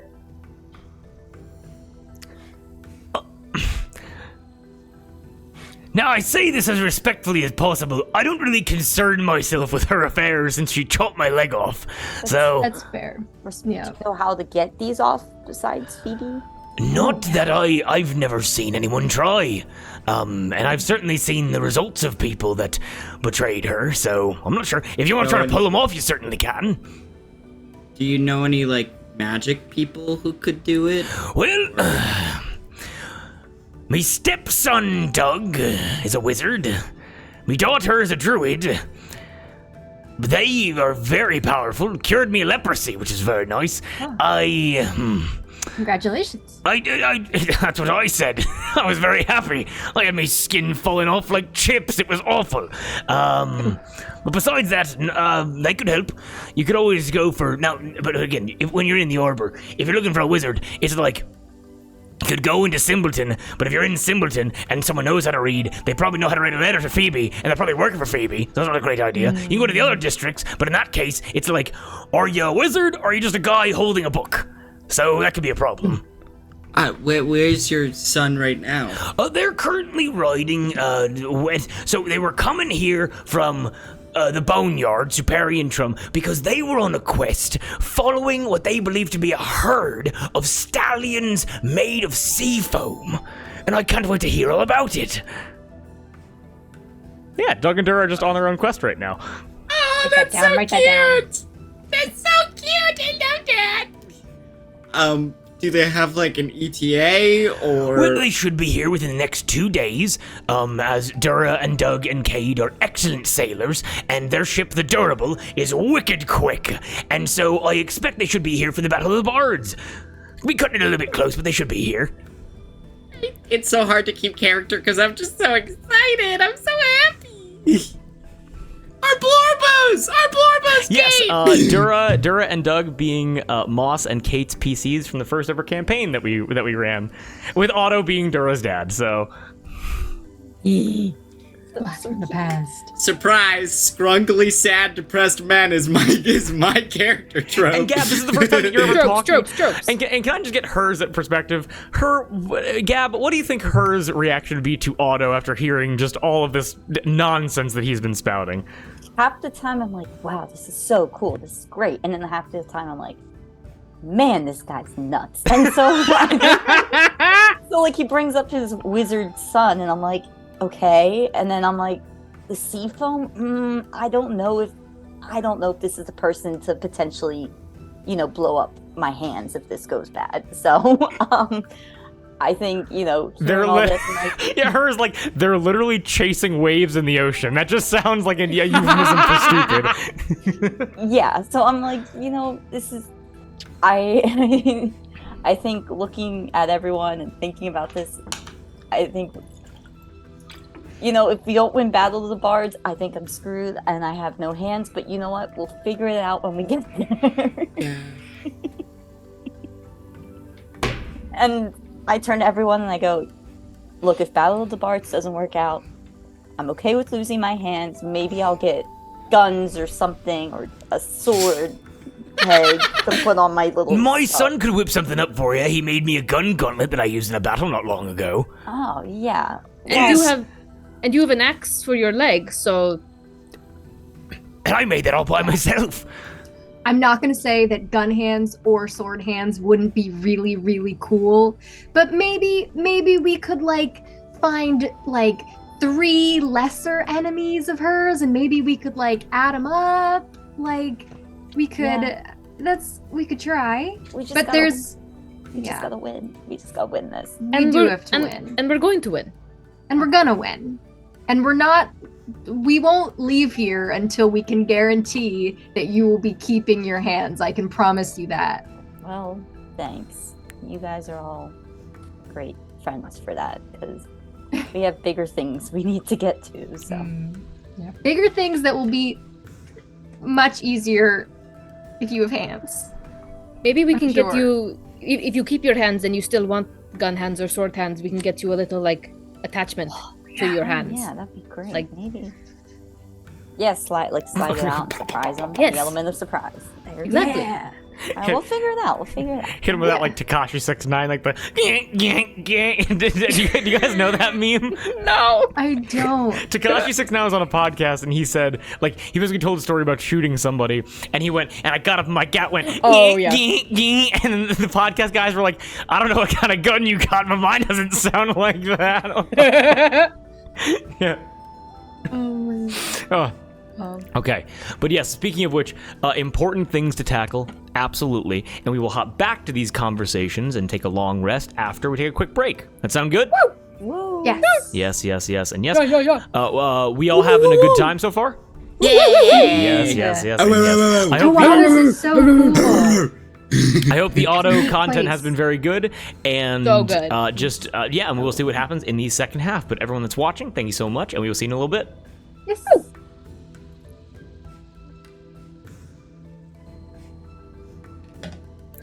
And we're back. Okay, absolutely Yeah. killer. Okay, so to-do list. That was a very good conversation. My throat is shot with all of that. So to-do list, conversations that want to happen after that auto conversation. Basically, a lot of information there, a lot to kind of delve into. Okay, so just to make sure that I have everything down, Mud and Rahi and her conversation. The Duke and Tio are also here. They're not relevant right now. I don't fucking we got fucking they're just quick kiss in the cheek. The Duke goes, "My name is the Duke," and the Tio goes, "Oh, okay, I know." And then they go on from there. Okay, so Rahi and Mud. Mud, you're able to see that Rahi is currently, she's not sitting down. Actually, you know what? Give me just 1 second. Yeah, Rahi is sitting. She has her hands clasped together, giant armored hands, and her legs are just kind of swinging off of a swing. Wings off of her back as her wings are kind of like, and just kind of making her rock back and forth on the swing a little bit. Mud is just nervously nibbling Okay. some, like, it's a snack for like Abror because it's mostly seeds.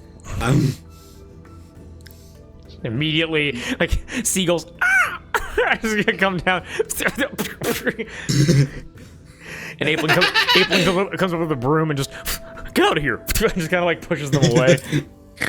Excellent. As Mud, you are able to. How do you approach Rahi? Who's kind of like sitting like on her own, on like one of these giant crates. I think he takes a solid 30 minutes to build up his courage. Okay. The conversation with Otto does take like 45 minutes of just roundabout logic that you guys have to pierce through. But he'll like make the mud on his face, like he'll smear it in a little bit more. Just like he'll, like, so he's not like fucking Arnold Schwarzenegger in like The Predator or whatever, it's not that. War paint. It's just like he's gotten some good like bog stuff Okay. in his little jar, and so he's just like, Okay. and then like looking over at Rahi and then being like, okay, this is take, puts it away, walks over to her. Come over. Rahi's like, you've wanted to talk for like 30 minutes, haven't you?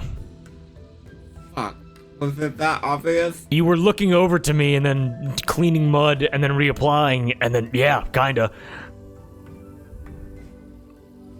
Can we talk? Yeah. Okay. Like, is she above me or? Give me a quick acrobatics check. Oh, he's not gonna climb and sit in the chair with her. No, I know, but I want to know like how exactly like mud is like stationed. Because again, there is no floor. This is not an easy way to get out. It's one giant McDonald's play face, basically.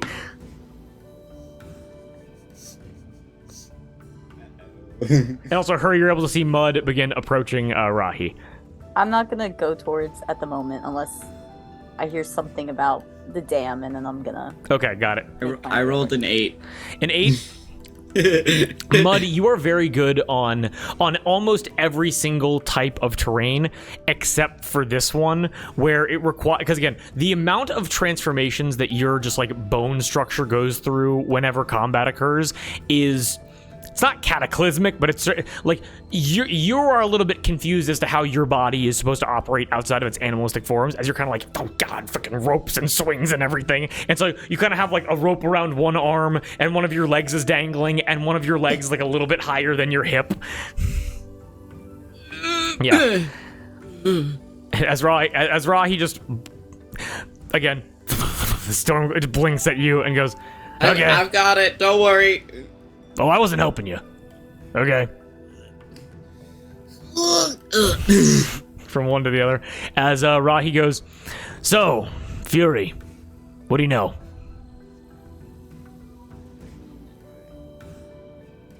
What does Mud know about the Fury?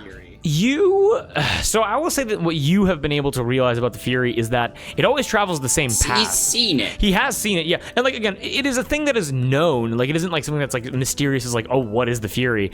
It is a known, presumably naturally occurring phenomenon where it's a roaming hurricane around the seas that travels in a counterclockwise circle around the Boneyard, around Superior Trum. And as you were kind of traversing the mop, you were able to watch it follow the same path. It didn't like deviate too close to shore either of Superi or the mop. But when it passed by, like rainstorms did hit you, so it does have like an ambient effect on the weather. That's about it, honestly. And you know, the lightning as well, but just on top of that already, yeah. For a moment back there, it seemed like a little bit louder, buddy. Having a hard time hearing you. Sorry. Oop. Okay. For a moment there, it seemed like the lightning. Like, I don't. If you've ever seen the Fury, it's different from a regular storm, and so its lightning is different from a regular storm, and it was it's like that lightning just appeared for the dam. I felt it. I'm not a very good druid, but I still felt it. Rahi kind of like hangs her head and goes, well, you're a better druid than me. A little point of pride for you there. A little bit louder. We're having a kind of a hard time hearing you when you're being when you're being really tiny, really quiet. I'm not. I'm talking normally. Really? Oh, okay. We'll try. I'll let you know when it happens then. No problem. Okay. Yeah. As I mean, you're not a druid, but okay. Yeah. Well, you're a better one than I am then. Are you? I'm not good at understanding emotions. Are you mad at me? She kind of like scrunches up her face a little bit. Give me a quick persuasion check. As Rocky's gonna give you -2. Here we go. Rocky's gonna give you a deception roll, also with -2. It's just two neurodivergents trying to talk to each other. You gotta beat a 6. I rolled a natural 20. Okay, well, you know, doesn't really matter what your modifiers are if you're gonna roll like that. As I did. I'm not gonna give you any kind of like flowery. Rahi looks to you as you like ask that, and Rahi is gonna be as forward with you as possible, as very in character with her, as she goes, You keep saying that I have a lot of red flags, and that makes me very frustrated because I was with her for a very long time and we were happy. And that makes me mad that you think that she wouldn't be happy with me. I would. Her, you hear all of this. Noted. Maybe she wouldn't be happy with you right now. You seem very angry at her. Wings, you notice the crate Oh, starts I've done it rocking again, more. haven't I? The crate starts rocking more and more as her wings start kind of flapping instinctually as she goes. But like, I don't know. You don't have to be like perfect. Fuck. Like, also, it's coming from me. Me. Who gives a fuck what I think? I'm not important. I jack shit, you know? Rahi looks to you and goes, I'm not perfect. And she knew that, and she chose to be with me anyway.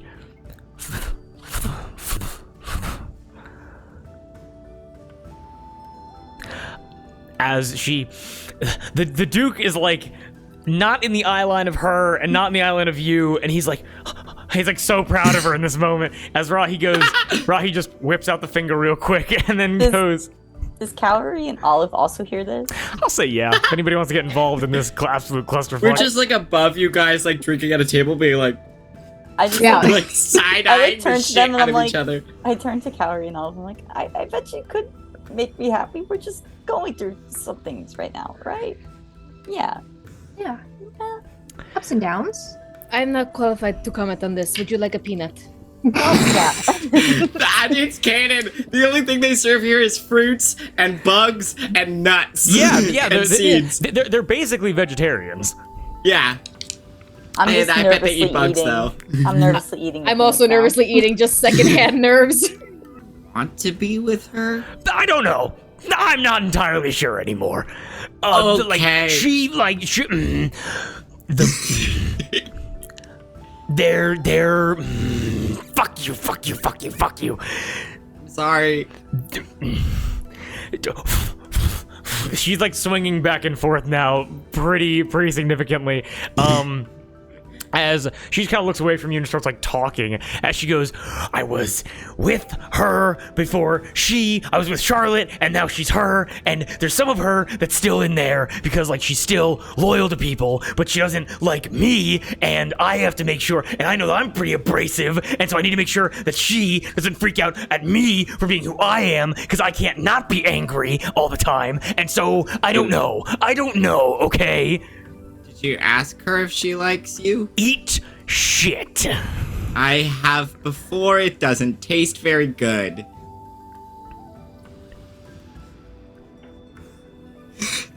Everyone's on mute, so I'm just seeing you like wiggle across the screens. Noted. It's not because I wanted to. I didn't ask you to go into detail about it. Yeah, right. Are we talking about the Fury, or are we talking about her? I've never killed someone before. The tone of the conversation immediately shifts. As she goes,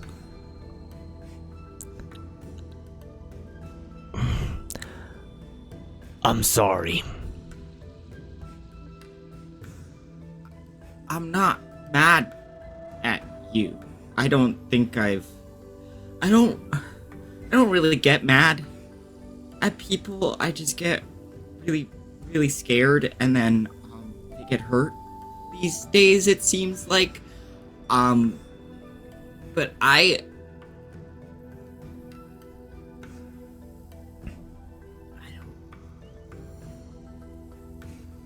don't know what I'm supposed to do. I've never killed anyone before. I've been I've seen it. Just I've never done it. I had all these ideas of like what it would look like and like how it would happen. And I don't even know that guy's name.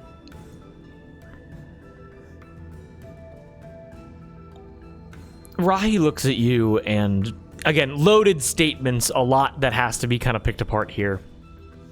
That's all Mud is. It's either abrasive awkwardness or just like, whoa. The first thing that she like recognizes and like speaks about is, you notice the crate starts rocking slower and slower.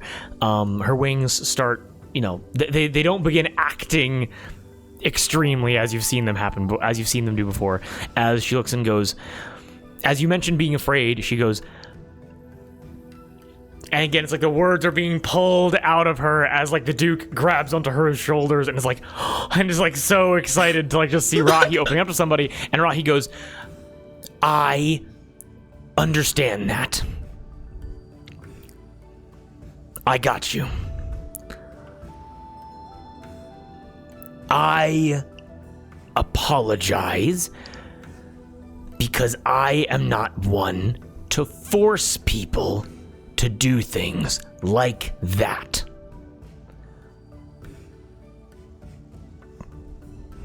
How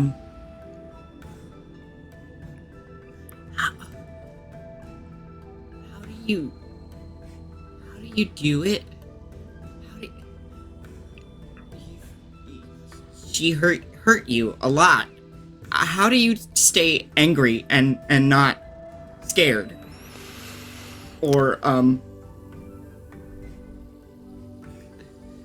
afraid?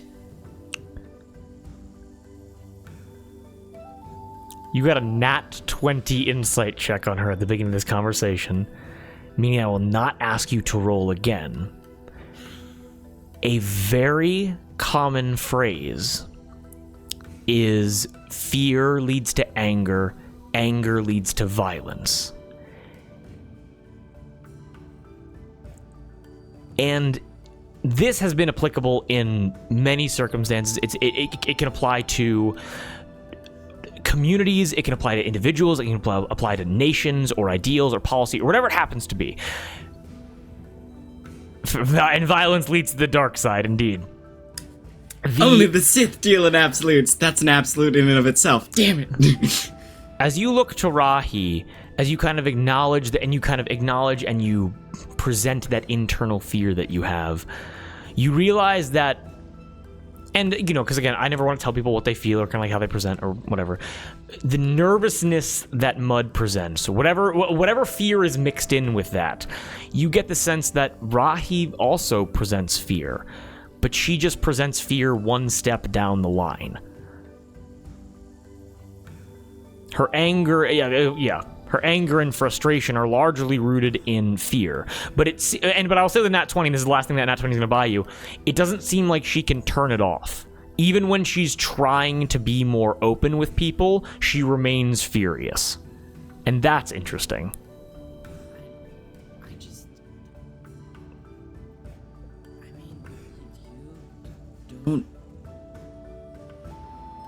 I guess the thing I'm most used to is people being angry at me, so this is why I'm talking to you, because it's the most comfortable. But I'm scared of everything. And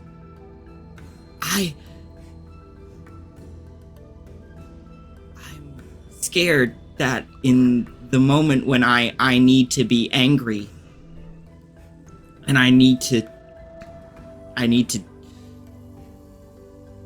be big, I'll just collapse.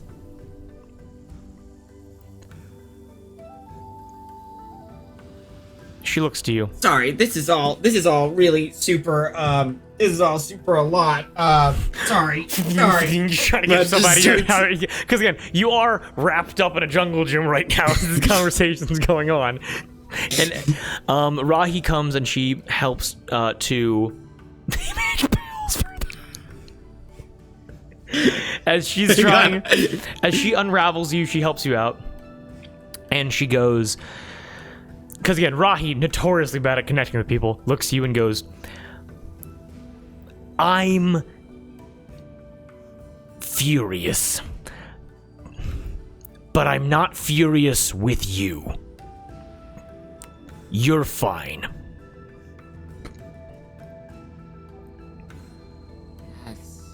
That's new.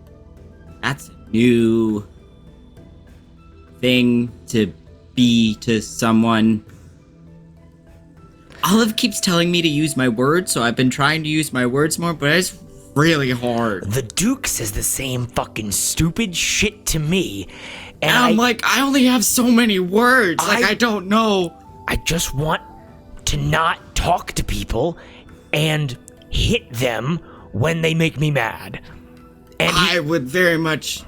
No, I interrupted you. Go. No, we're just gonna be interrupting each other back and forth. We're on the same fucking page here. Yeah, I mean, I don't really want to hit people. I just kind of want to, like, live in, like, a bog or, like, in a log inside a bog and just, like, name all the mushrooms in there and just, like, eat plants. That sounds really nice. Yeah, I don't really give a shit about any of that, but yeah, no, I get it. Like, I just want to live in, like, a bubble and just have the people who fuck with me not do that or get hurt. And I want the people who are in that bubble to not fuck with me, and so I can just, protect them if people fuck with them. And we're gonna cut away from this conversation as kind of like that seems like a natural wrapping up point. And the Duke is like wide-eyed, his mouth is like slack jaw, as he goes, holy crap! Did Rahi just make a friend? I believe so. Holy shit! Somebody popped a champagne.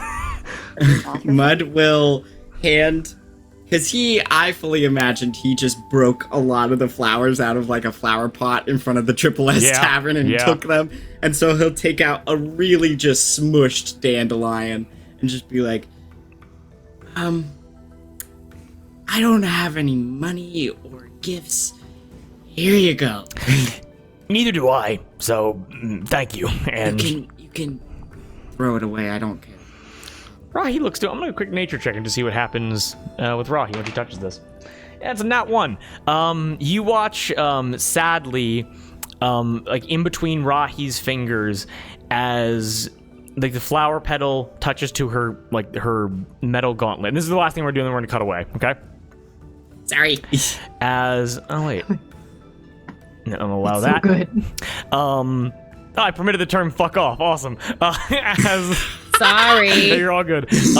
As the flower touches down to her palm, you watch as electricity without her control jumps from her fingertips, jumps to the flower, and just incinerates it and chars it black. As she closes her fist and goes, "Oh, that hurt more than I thought it would." Rahi goes, "Yeah," and Rahi gets up and recluses herself back into one of the upper corners of the towing and bowing. I guess I was done talking. Cool. Just gonna sit there and swing for a little bit. It's like, I don't think you guys understand how significant that is. That is the first person she has talked to for more than like 20 minutes without breaking their jaw. This is amazing. But she hasn't broken your jaw. Yeah, it's because like you and me were her ride or die, and that was it. So now it's like that was incredible. Mud is in now. Like he's just part of the crew. Yeah.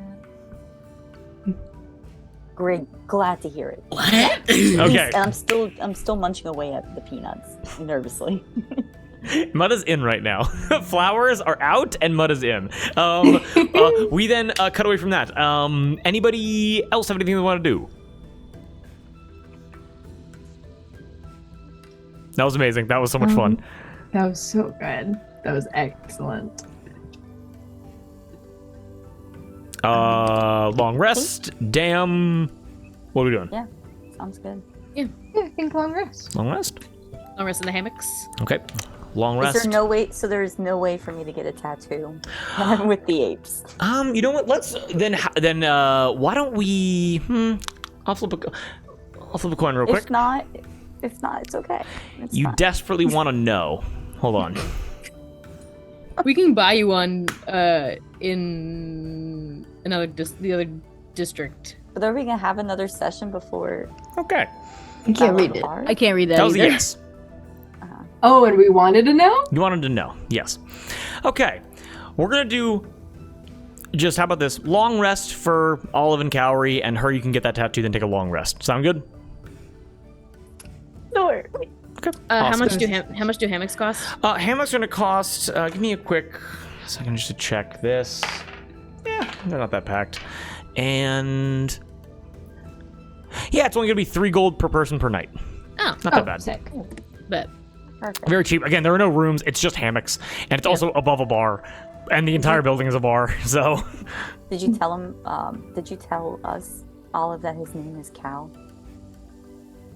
yeah, I would have It- said that the person I paid off about such a pleasure, his name is Cow. CAO? I wrote like Cow the COW. animal. KAU, but that's fine. Okay. Dang. AAU, sorry. As long- if you're, so wrong. I'm never reading your notes. So as long as you're saying it correctly, it doesn't matter how you spell it. It matters to me. Okay. Dang it. Alright. We were so close. Yeah, that'd be great. Nice long rest. In our, with our friend Cal. KAU. Perfect. So, her, do you want that tattoo? Let's do it. Awesome. Tattoo long rest. Which one of you wants to go first? Long rest, the long rest crew or the tattoo crew? Do we want to flip we- a coin? sorry. Do we want to rollies about it? Yeah, let's Are roll we about it. splitting up? Are we splitting up? No, Sorry, I didn't catch. I'll say Mud, Rahi, and the Duke. They can all take long rest as well. Okay. We're taking a long rest. I'll and go her wherever wants a the tattoo. party. I'll go wherever the party goes, but I'll also just be quiet because I've talked a lot. So No, well, We always want to hear you. tattoo crew tattoo. I can't We should all wait. get matching tattoos. I can't wait. you to should have- get matching tattoos. I can't wait to be absolutely hurt with lots of damage from this. Okay. Because you flipped yes on this coin. Okay. So rollies. Kate, Darby, what'd you get? Oh, I didn't. Oh. Whoop. Here, you roll for us. You roll for the long rest crew. I got a 19. 19. Gab, get a nat 20. Come on, Oh, dang. nat 20. You can do it. Nat 20. 7. 7. Okay, excellent.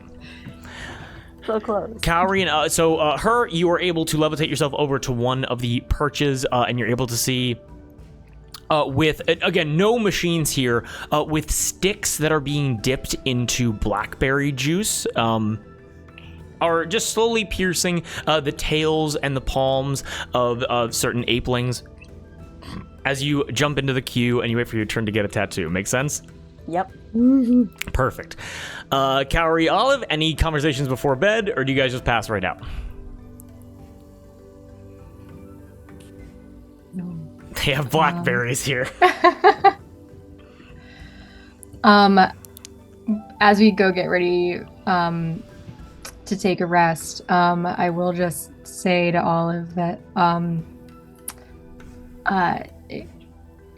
in the aqueduct today, you did great during that fight. It was awesome. So did The you. thing It's I always enjoy working with you.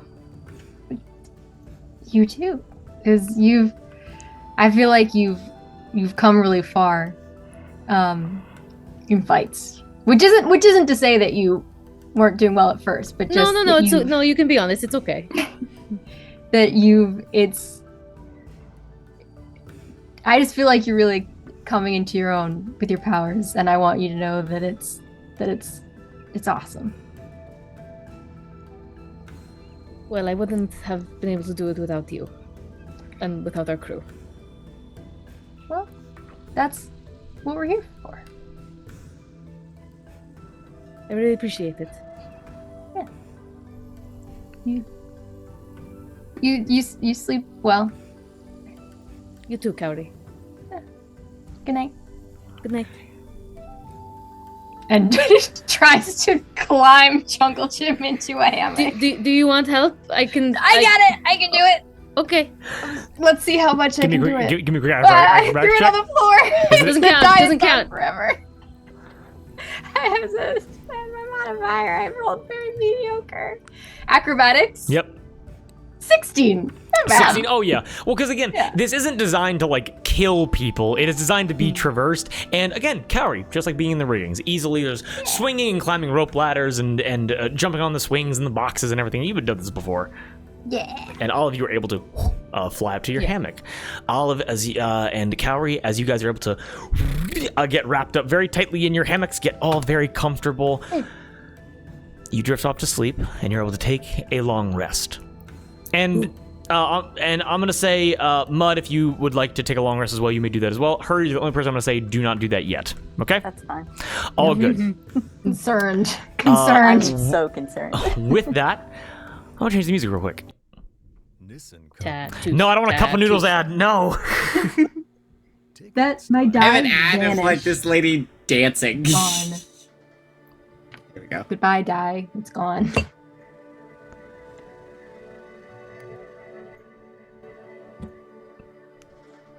And as the music changes, I'm gonna go to the bathroom real quick, so I'll be right back. You fucker! What? What are you Guys, talking about? entertain chat with whoever's here. I'll be right back. Okay. You switched the music to Feywild music. What the fuck? What the fuck? I will I'm take gonna this die. opportunity to find I should my start die. creating a new character right now. No! No! Long rest. Long rest. They actually Woo! use lead here, and I'm gonna get lead poisoning and die. I get. How many hit points do you have, her? We can look. enough. We can check. 47. Also- 47. What could he have come up with so quickly that would Right, be so yeah. bad? And there's a it's gonna line be to bad. get tattoos. It's not like this is a shady Yeah. back alley deal. No. Well, no, I'm he's gonna be ask fine. if it's a magical tattoo place. If not, then probably not gonna get one. Ugh. Yeah. Anyway, we'll see. What would Around her 8. Yeah, it's gonna be great. what would her get a tattoo of? I don't know. I'm debating about it right now. You get the tattoo that Phoebe has. Could you cover could you cover the one you have the tattoo of like the skull, right? Oh. Could you cover that up? Ooh. Could you add Rahi to it? Because doesn't Rahi's tattoo have like her on it? Yeah, but then Oh, that's yeah. marriage Or is that too big a though. step? Is that is that moving We too just got fast? divorced, but we got matching tattoos. Yeah. And then we were all nervously eating about my divorced wife. You know, it's great. Mhm. We're changing our relationship on Facebook too. It's complicated. Oh goodness. Oh my When god. Valerie and Olive just kiss already. It needs to Kiss happen. already! Oh my god, guys, I'm having so much fun. Smooch! God damn it! I don't want a slow bird! Too bad. Too bad. Shut up and eat your food. Mudge is sitting there as like at the end of this camp or the, like whatever. It's just everybody making out. He's like, well, Food will never break my heart. I was yes. thinking, would Rhyme have been able to break Phoebe's chains because of the ice magic? Ooh. Ooh. Well, wherever he is, you know. Guess we'll never know. Never know. Come back! What are you doing? No, where are you You scared him off. Who's the roll for who's the DM now? He's gotta- Roll for he's gotta- Oh yeah, Oh, Rollies. yeah, Rollies. Who's the DM Rollies, now? rollies. I got a 7. I got a 12. 11. Oh, hold up. Gab, roll. And that one. Moss is the DM now. Wait, who No, was this? 12? Moss got a 12. Moss is the Moss DM now. now. So, Rahi goes over to her and says, I love you. I still love you. Do I willing to make this work if you are? What do you do? Olive. Well, I come back and fully you guys have elected a new DM. Yeah, because you abdicated. Abdicated the throne. The king yeah. of fucking full House of the Dragon spoilers. If Drop being like, off the bucket of doom. the king at has gone to the Moss's house. bathroom. I am king now. Yeah. Execute the previous king. Olive, Yeah, what's up? you wake up Okay. And it's very strange, because the first thing you feel as you wake up is water. You feel, and you would understand this because you have a natural buoyancy within this. It is warm salt water, and it's splashing up against your stomach and your chest. And you feel soft sand underneath you. And as you open your eyes, you realize that you're sitting on the shore of a small sandbar.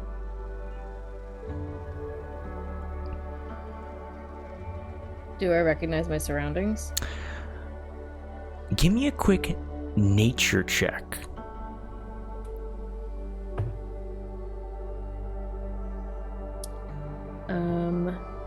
Nature? Yes. That's a 16. 16. As the waves push in towards you, as you open your eyes and you see, again, relatively small sandbar, nothing, maybe like 50 yards in width and length. This, with a 16, with how well you understand the ocean, you're able to see the sun rising in the distance. And it's like, it's strange because it's not turning the sky like orange or pink. It's turning the sky blue and green. And as you just kind of look around, you're able to notice that on this sandbar, waves are lapping up onto the shores from every direction that you can see of it. And with the 16, you recognize, again, just being a emissary of the ocean, you go, this sandbar can't exist. We are not in a place. I was not teleported to a real place. Make sense? Mm-hmm. Any reaction as you wake up in this place? I think with gathering that this isn't somewhere I've been before, that like this doesn't seem like somewhere I should be. I think she'll stand up and like start walking to the shore, just like trying to keep her wits about her. Okay. But she'll follow whatever this thread is. So you wake up, and you stand out of the water, and your clothing immediately dries to a point of comfortability. The water does not stay on you. It is merely a sensation as you are within it. And so do you go to the sand? Do you go to the sunrise? Where do you go to? We usually go to the sunrise. You mean like I can go up? No, I mean, you said you go to shore. Do you mean you go further into the water? Do you go into the over the sand more?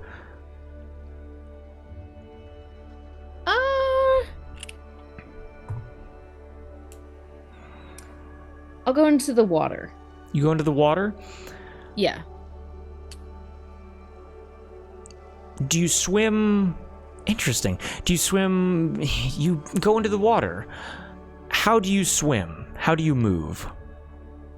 Do you go to the bottom of the ocean? Do you try to stay at the top? What do you do? I mean, since I can go to the bottom, I guess I'll go deep. And you go down. You're not in particularly deep water, but you can't see any land nearby besides the sandbar, adding to this strange environment that you are in. You are maybe only 6-7 feet underwater even after you have swam 30-40 yards. There's really no natural explanation for what's going on here. Okay. And as you're swimming underwater, you're able to see something. Well, again, it's also strange because you're deep enough that like light should become kind of strange. The water around you is illuminated perfectly in these like blue and green lights.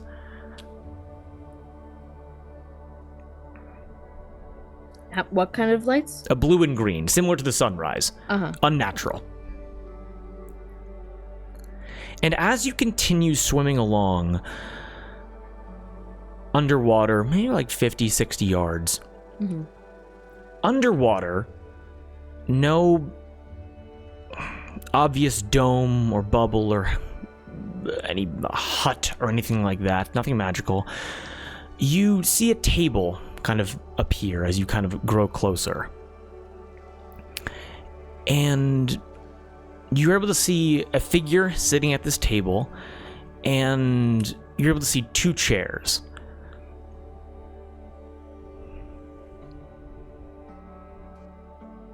Can I see the figure? What they look like? Do you get closer? Do you want to make a perception check? What do you want to do? I'll get closer, but I won't approach. Like, I'll go maybe like 30 feet from the table, and I want to see if I can. I'll make a perception check. I'll see if I can get a look at who's sitting there. Okay. You get about 30 feet from the table, and this figure looks over to you. Give me a quick perception check. That's 13. 13, yeah, again, perfectly illuminated. This figure looks over, and you're able to see like a smile across their face, and he gets up from his chair and begins kind of walking towards you very slowly, and a few strange things happen. Number one, you're able to see this figure is not wet at all. Like again, is not swimming, just begins walking along the sea floor, basically. Next, he speaks to you, and he speaks to you in common. He does not speak to you in any language. And like it's strange because like there's no muffling of his, like, because you know the underwater language of the Genasi can be spoken without any need of oxygen. He speaks common without a problem. And with the 13, you're able to see kind of how this person is put together as he like gently approaches you. He doesn't seem to be like a sailor or a fisherman in any kind of way. His pants kind of flow loosely around some like, you know, well-shined boots. Relatively put together. He has like a navy blue shirt on, like black suspenders. He has, black pants, a white necktie kind of like adorning his throat and upper chest. He has like a satchel to one side of him, like a small pouch of seeds to the other. And he approaches you, and the first thing you're able to hear is, "Oh, I'm actually surprised this worked. I'm sorry to startle you."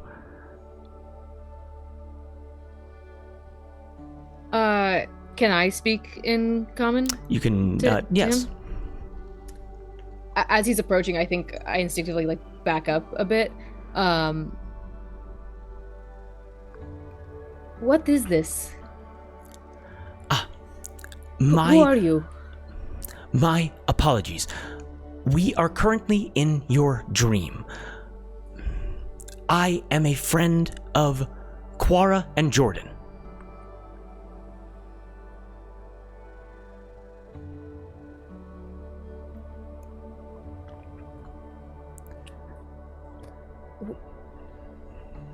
Quick question above table. Yes. Did I get their names when I met them? You did, yes. Okay.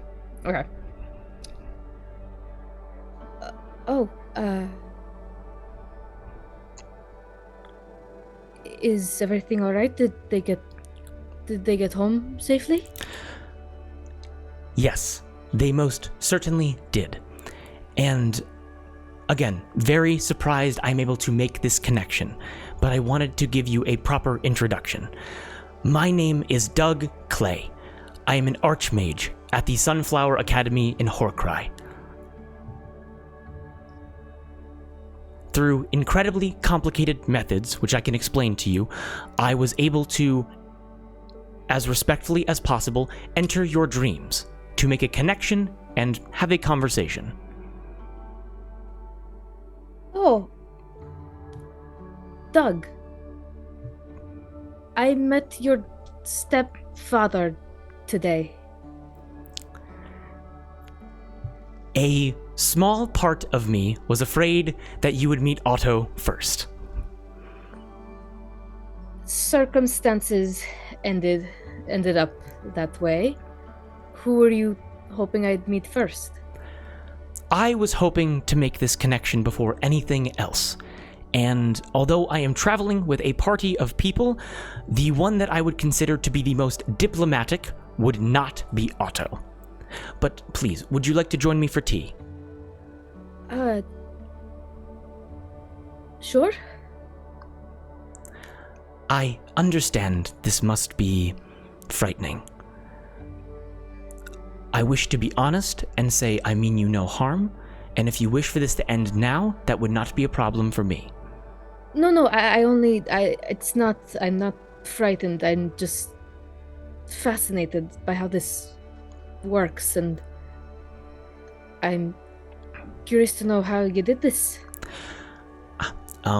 Doug, respectfully, of course, not gesturing you, we're not trying to force you to do anything, walks back towards the table and sits down and begins pouring himself a cup of tea underwater, SpongeBob style.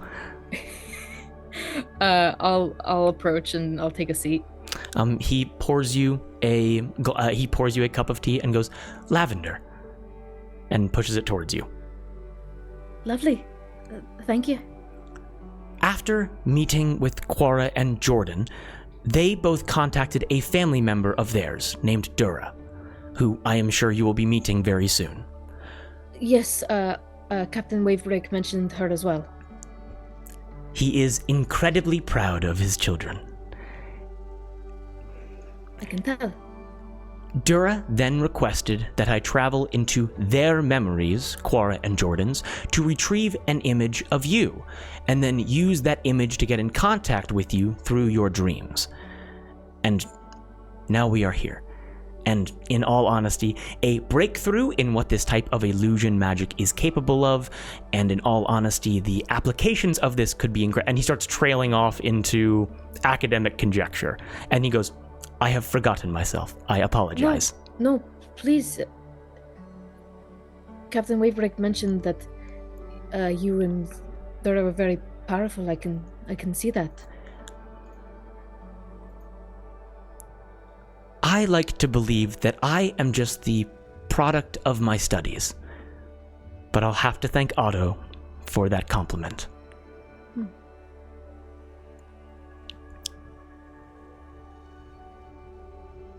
How do you feel in this moment? A little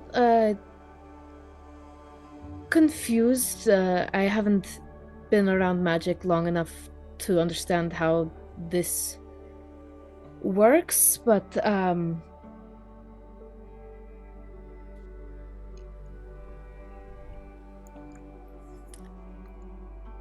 do you know why I chose this place to dream? Or did you choose this place?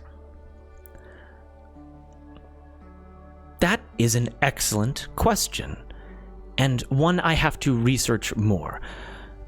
There are certain powers that I hold here, but in another way it is shaped by your subconscious. A relatively new science, but it is a place that you feel comfortable. At least that is my understanding.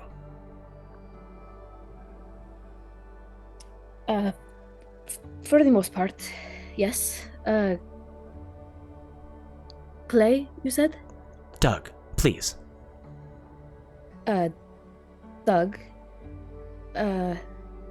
What do you wish to know? What message did Quora and Jordan have? If any. Oh, they wanted me to communicate that they would soon be approaching the Arbor, and they were looking to make a connection once again. However, although I am to deliver that message to you, my intentions were different. I am contacting you simply to make an introduction.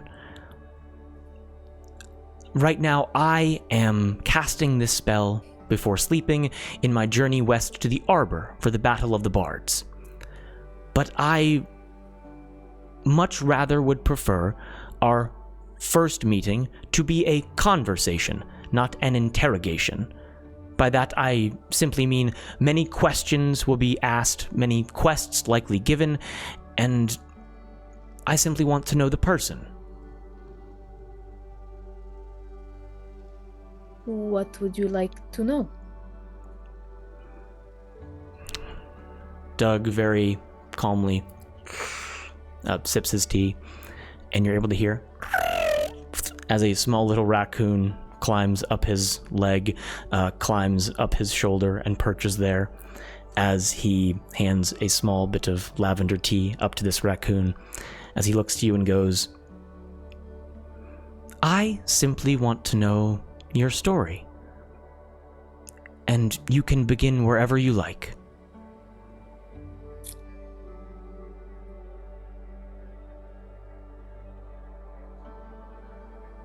Did Quara and Jordan tell you anything?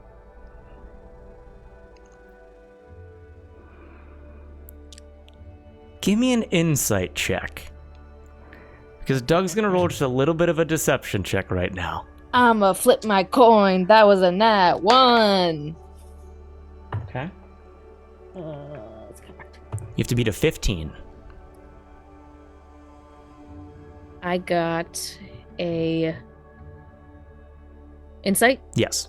Oh, dirty 20. Dirty 20. Doug looks to you and he says, even if you are important for a reason beyond your control, I simply want to know you as a person. And with that insight check beating him out, Doug understands a little bit more about your situation than he's letting on. Mm-hmm. But because it's only a dirty 20, because it wasn't like an exceptional insight roll, you don't get much more than that, okay? Okay. I'll sip some tea. Does it taste funky? Tastes like lavender. Tastes like like a strong lavender tea. Okay. Just kind of lean back. I'll take in the raccoon. Who's this? The raccoon muscles up Doug's like scraggly brown hair, and Doug gives him like some chin scratches in return without even looking, and goes, "This is Andy, my familiar." Oh.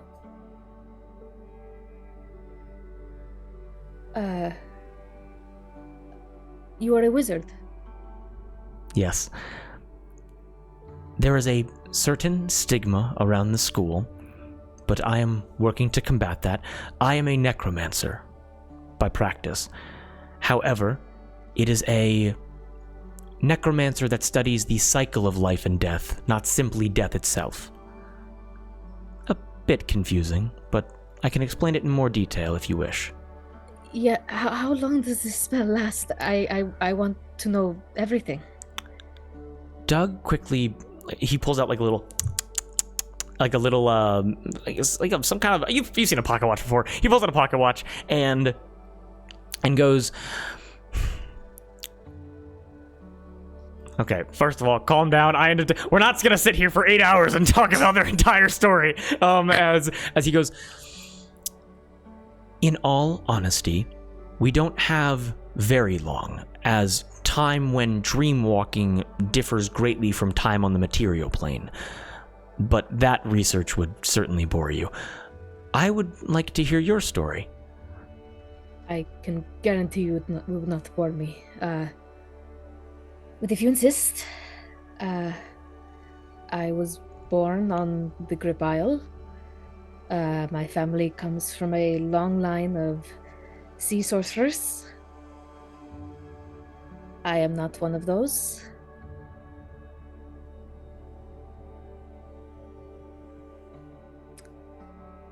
If I were a better person, I probably would have pursued studies similar to yours when I didn't have any, instead of wasting years of my life doing nothing. But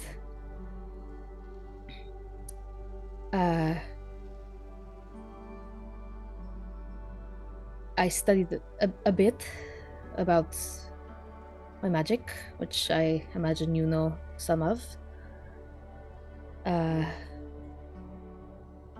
I met my friends in Rebound, and we've been traveling since. Some have come and gone for reasons I don't quite wholly understand, but I want to fix. The same goes for my magic. I've done more than I have in the past, and while I don't understand it, I'm not as afraid of it as I was.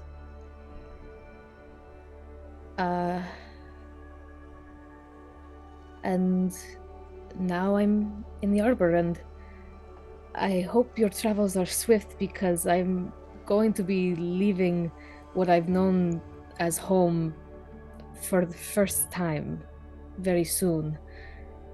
And I would love to make your acquaintance and see Quara and Jordan as well.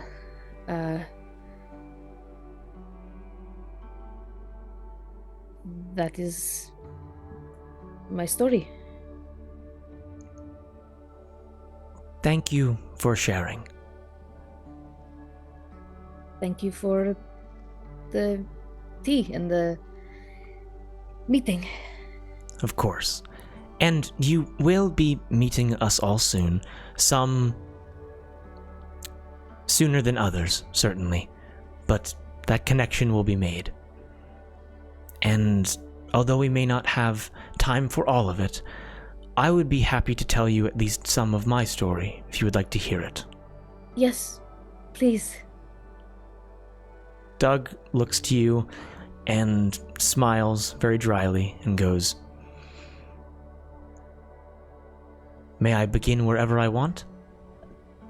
That's what I did.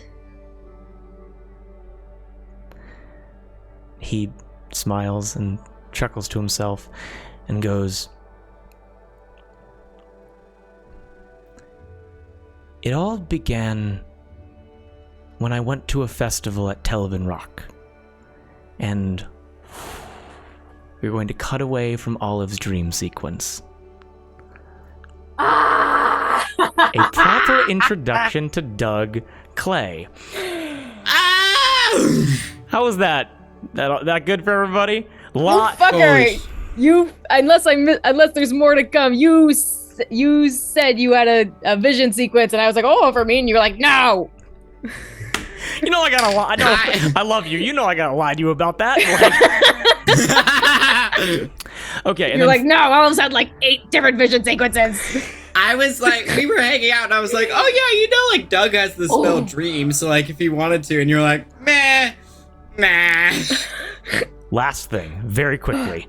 Go ahead. Oh my god. Her. Oh no.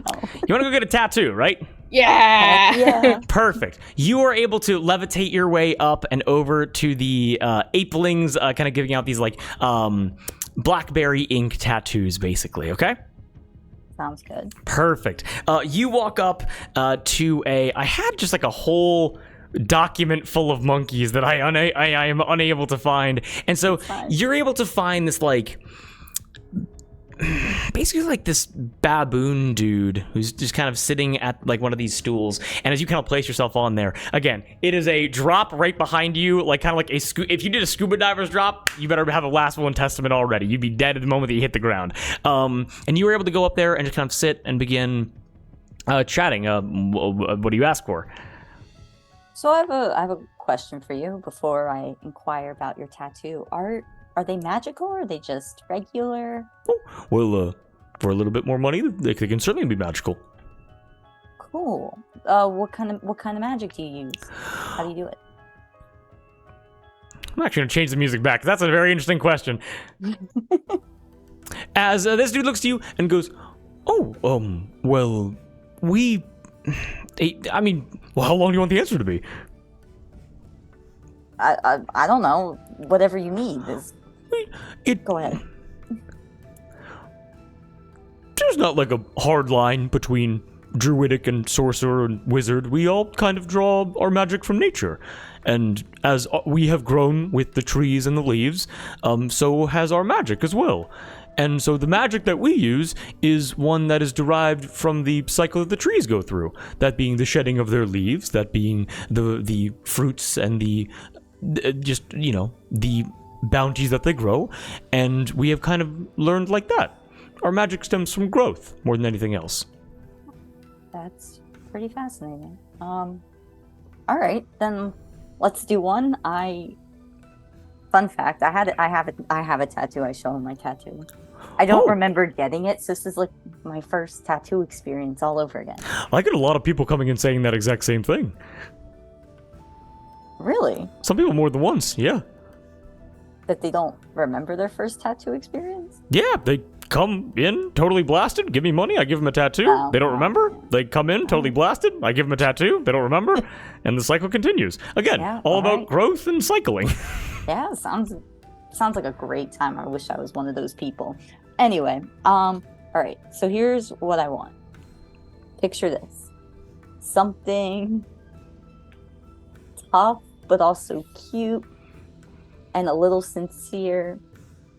I'm trying to impress a woman, all right? But I also want this to be a magical tattoo that has some magical properties to it.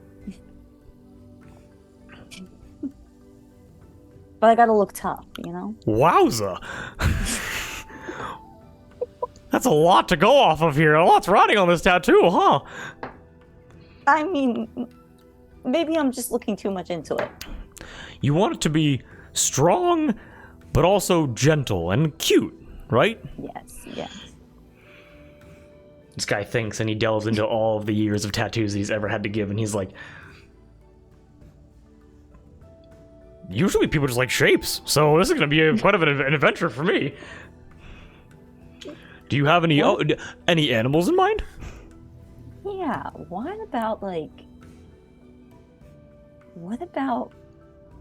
killer whale, but it's smiling at you? Freaky, dude. Freaky. Well, I can do that. Yeah. Wait, hold up. This is gonna be on my body forever? I mean, you can... You need to understand, I'm doing... You need to understand, I'm doing this with a stick and hot blueberry and blackberry and blueberry juice. If you rub hard enough, this might come out. But also, if you can just... Because again, we're pirates. If you just cut the skin off, it'll be gone. Okay, how about... So the blackberry is dark. Mm-hmm. All right, so how about this? All right. Instead of a killer whale, maybe... I don't know, maybe something... All right. How about, you see the ship? You see the ship right here? Mm-hmm. And you see the skull at the bottom? Mm-hmm. Could you do, fun but tough wings coming out of the skull on each side? That's rad. Yeah, I can do that. Yeah. Or is the killer whale cooler? No, I think the wings will be... it will look better if we go with the wings. I understand where my skill level ends. Yeah, sounds good. Yeah, let's do that. Okay. But you can do the magical property of for the disguise self, thing in this. Yeah, that's how your magical ability works. Oh yeah. Cool. There's going to be a bit of a nature spin on it, so it might revolve around leaves and bark and fruits and vegetables, but yeah, I can do that. So if it'll work the way you want it to work. I'm just telling you kind of what the flavor will be. So but are you saying I'll turn into a tree? No, it'll be more like... Shit. As I'm just fuck, I'm trying to maintain the voice and also do all this other bullshit. As you're... It's it's more similar to if you're walking by, a fruit cart or something, the just kind of aromas and the beings themselves will attach themselves to you and then fall off, and you will have the appearance of whatever you wish. And if there are leaves blowing by, they will transform you from there. If you walk behind a tree, it will kind of attach itself to you and mold you in that way. Similar to that. This is the magic that we have here. You can get some of this somewhere else and have it be way more normal. It's up to you. Nope, we're doing it today. Let's do it. No there problem. We go. My name is R.O.A.C.H.Y, by the way. Her. Nice to meet you. Okay, nice first letter. Nice. Why? H-L-Y, her? Okay, sit down. Oh, yeah, okay. Sorry. It's been Okay. one day. Excellent. Back to the drama. No. Fucking Jill. I love the apelings voices. I love them so much. Gab, I love you. I'm so happy you're in this game because you make me say, "What the fuck?" Just... Okay. Killer whale. This is the most horrifying anime thing. You're sitting. Yes. And the tattooing process begins. I'm not gonna lie to you. It's painful. Oh, I'm screaming. The branch touches you, and it's just... Yeah, and there's like... Holy crap! I thought you knew. You already have one of them. Oh, you No, don't I remember told it. you I don't remember. And then I have like tears streaming down my face too. Why just stuff some like leaves in his ears and gets to it? He just takes... He just takes 2 unwrapped bananas and just shoves them into his ears. And just continues. One long tongue just licks it and continues. As you're receiving the tattoo. They have tongues that can do that. It is... Yeah, okay.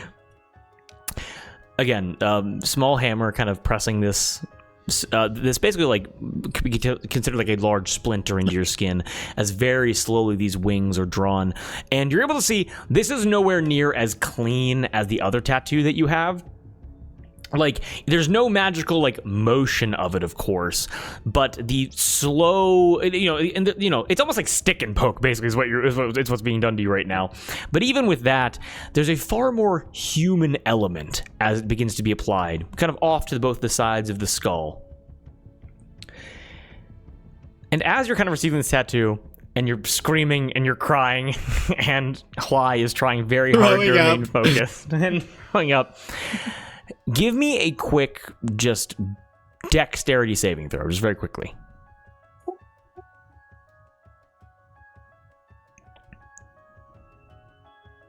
12. 12? Flip your coin. Flip your coin. Can't do that. You already did flipped that. it earlier. Okay. As you're screaming and your eyes are open, very gently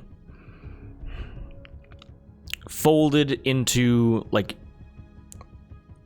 some kind of like triangle, you feel something into your mouth. You don't swallow it. It just kind of goes in your mouth a little bit. I take my other hand and pull it out. As you pull it out, you notice this is a small little like triangularly folded piece of paper that's been folded in a certain way, and you're able to see ink bleeding through it like from the back. So like this seems like a note that someone like threw to you. Give me a quick perception check to see if you can see if anybody like looks suspicious. 21. 21. You see a gray silverback gorilla above you by maybe like 20 feet that looks down, immediately clocks that you have seen him, nods to you, and begins swinging away. You're mid-tattoo, by the way, and you still have to pay for this, so... Oh my god. I'm gonna turn to the guy and be like, do you know that gorilla? I'll make a perception check for him.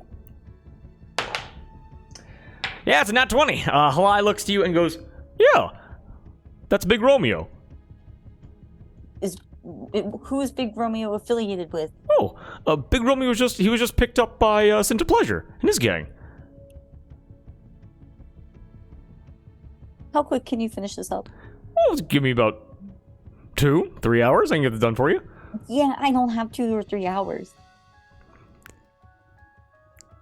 I'll do what I can here. This is a slow process. If you have a problem with Big Romeo or Cinta Pleasure's gang, then we can just call. Look, I'm gonna get this done. Yeah. Yeah. Okay. I'll give. No, read the note first. The tattoo's so cool. Read the note first. As you read the note, and a little bit more that actually was that a 21 perception on Big Romeo? Yes. Was that? That's nuts. I'll actually give you a little bit more. Big Romeo seems to have leather armor kind of like adorning himself, an X pattern across his chest, and one like a massive like WWE style like belt around his waist. And you're able to see like golden and like platinum rivets into it. Like this is like extremely wealthy armor, clearly. And just to make sure that I give you everything that a 21 would buy you, you're also able to see hanging off of like Big Romeo's, like the back of his belt, this like giant, like very like fancy adornment. You see a massive steel drum wound tight, that as it kind of slams into it, you can hear like boom, boom, boom, as he begins swinging and kind of jumping away. And as he kind of leaves out of one of the barn windows, you unwrap the note, and this is gonna be the last thing we do before we end tonight. You are able to see again, written in elaborate cursive, very clearly like an educated hand wrote this. Her can read, right? Yeah. Yes, okay, awesome. What you are able to read on this note is just 3 lines, very simple. Don't tell your crew. Throw the Battle of the Bards. 5,000 gold. Signed, Sin to Pleasure.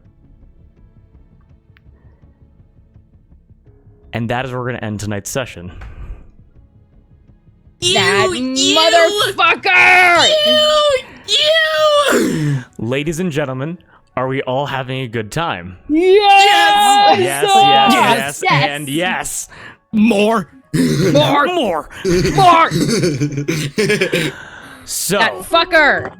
a lot of stuff happened this session. I'm gonna change back to the jungle vibes because this, honestly, shout out Bardify rocks. It's all epidemic sound. We're able to use this Jungle Village, incredible tracks, incredible playlist. Yes, so much. We've been going for almost 3 hours. You guys are champs. Thank you so much. I'm sorry if we went a little bit longer than anticipated. Time fucking flies, dude. It flew, dude.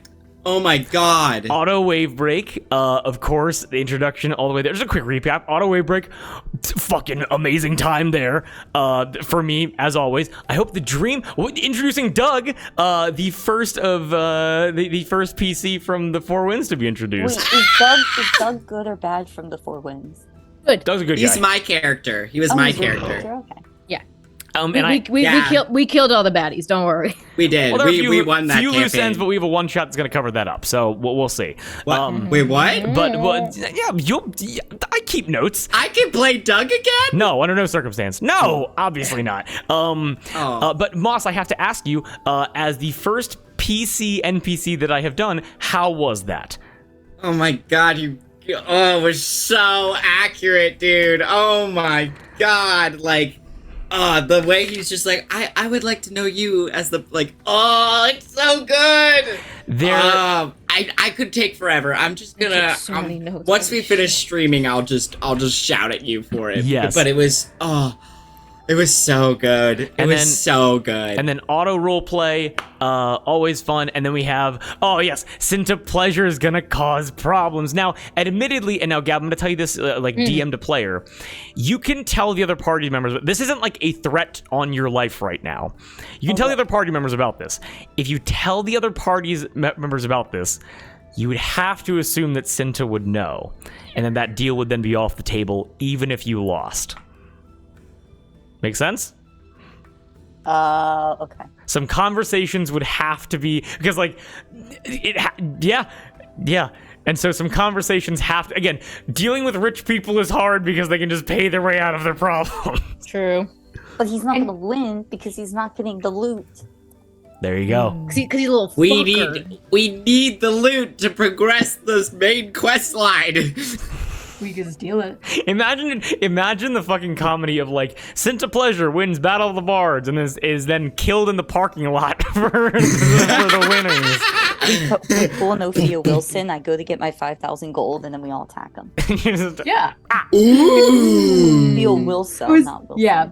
I wanted to say, Gab, that no matter what you decide, I support 100%. Same. Absolutely. I'm Absolutely. 100% on board. Like, whatever you go for it. The secret chat is going to be blowing up with, yeah. Oh, man.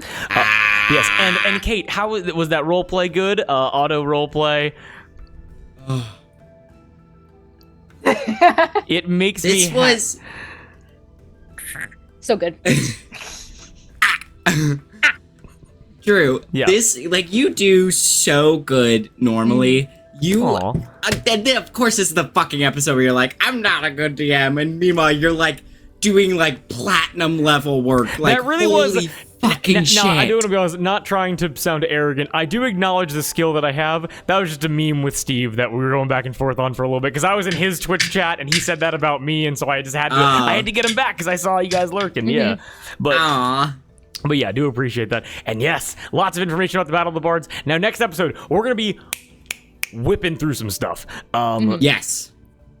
Because we're gonna, because it's gonna be that you guys are gonna whip over to the dam real quick. We're gonna introduce the stadium, and then we're gonna get to Battle of the Bards stuff the session after that. That makes sense? Yes. Yeah. Will we have a long rest before Battle of the Bards? Yes, I'm gonna say that after you get that note, the tattoo's gonna finish up, and you guys can take all of you can take a long rest. That sound good? That's why I was like, don't leave yet. That tattoo's gonna be so good for roleplay later. Just Yeah. check the note. Maybe you're not in danger. Also, it's so fucking cool. That was an amazing idea. You guys don't want the killer Beautiful. whale? No. That also, you can get, hey, That Porque reminds no me of los those- that's like a dos. fucking Okay, no, Pokemon. let's do this. But yes, What, that one will also be magical, but it's just like you can make the like clicks and like calls of a killer whale. but yes, And you but just with- turn into Dory. Yeah. but with all of that, Back. I'm so glad that you all had such an amazing time. I hope everybody that was sitting at the table with us had an amazing time as well. Anybody that supports Forge of Lore, any of the people that come here from Forge of Lore, Forge of Lore. anybody that just found us trolling, like basically just patrolling through the D&D section of Twitch, we really are so happy that you're here, and we hope you stick around for the episodes to come. We hope it's a good story. Yeah. But much love, Wow. everybody. We'll be catching you next time in episode 21 of Palm in the Fist. And much love, and have a wonderful evening. Peace out, guys. 21. Wow. Goodbye. Good Thank you for night. coming. Good night. Yarr.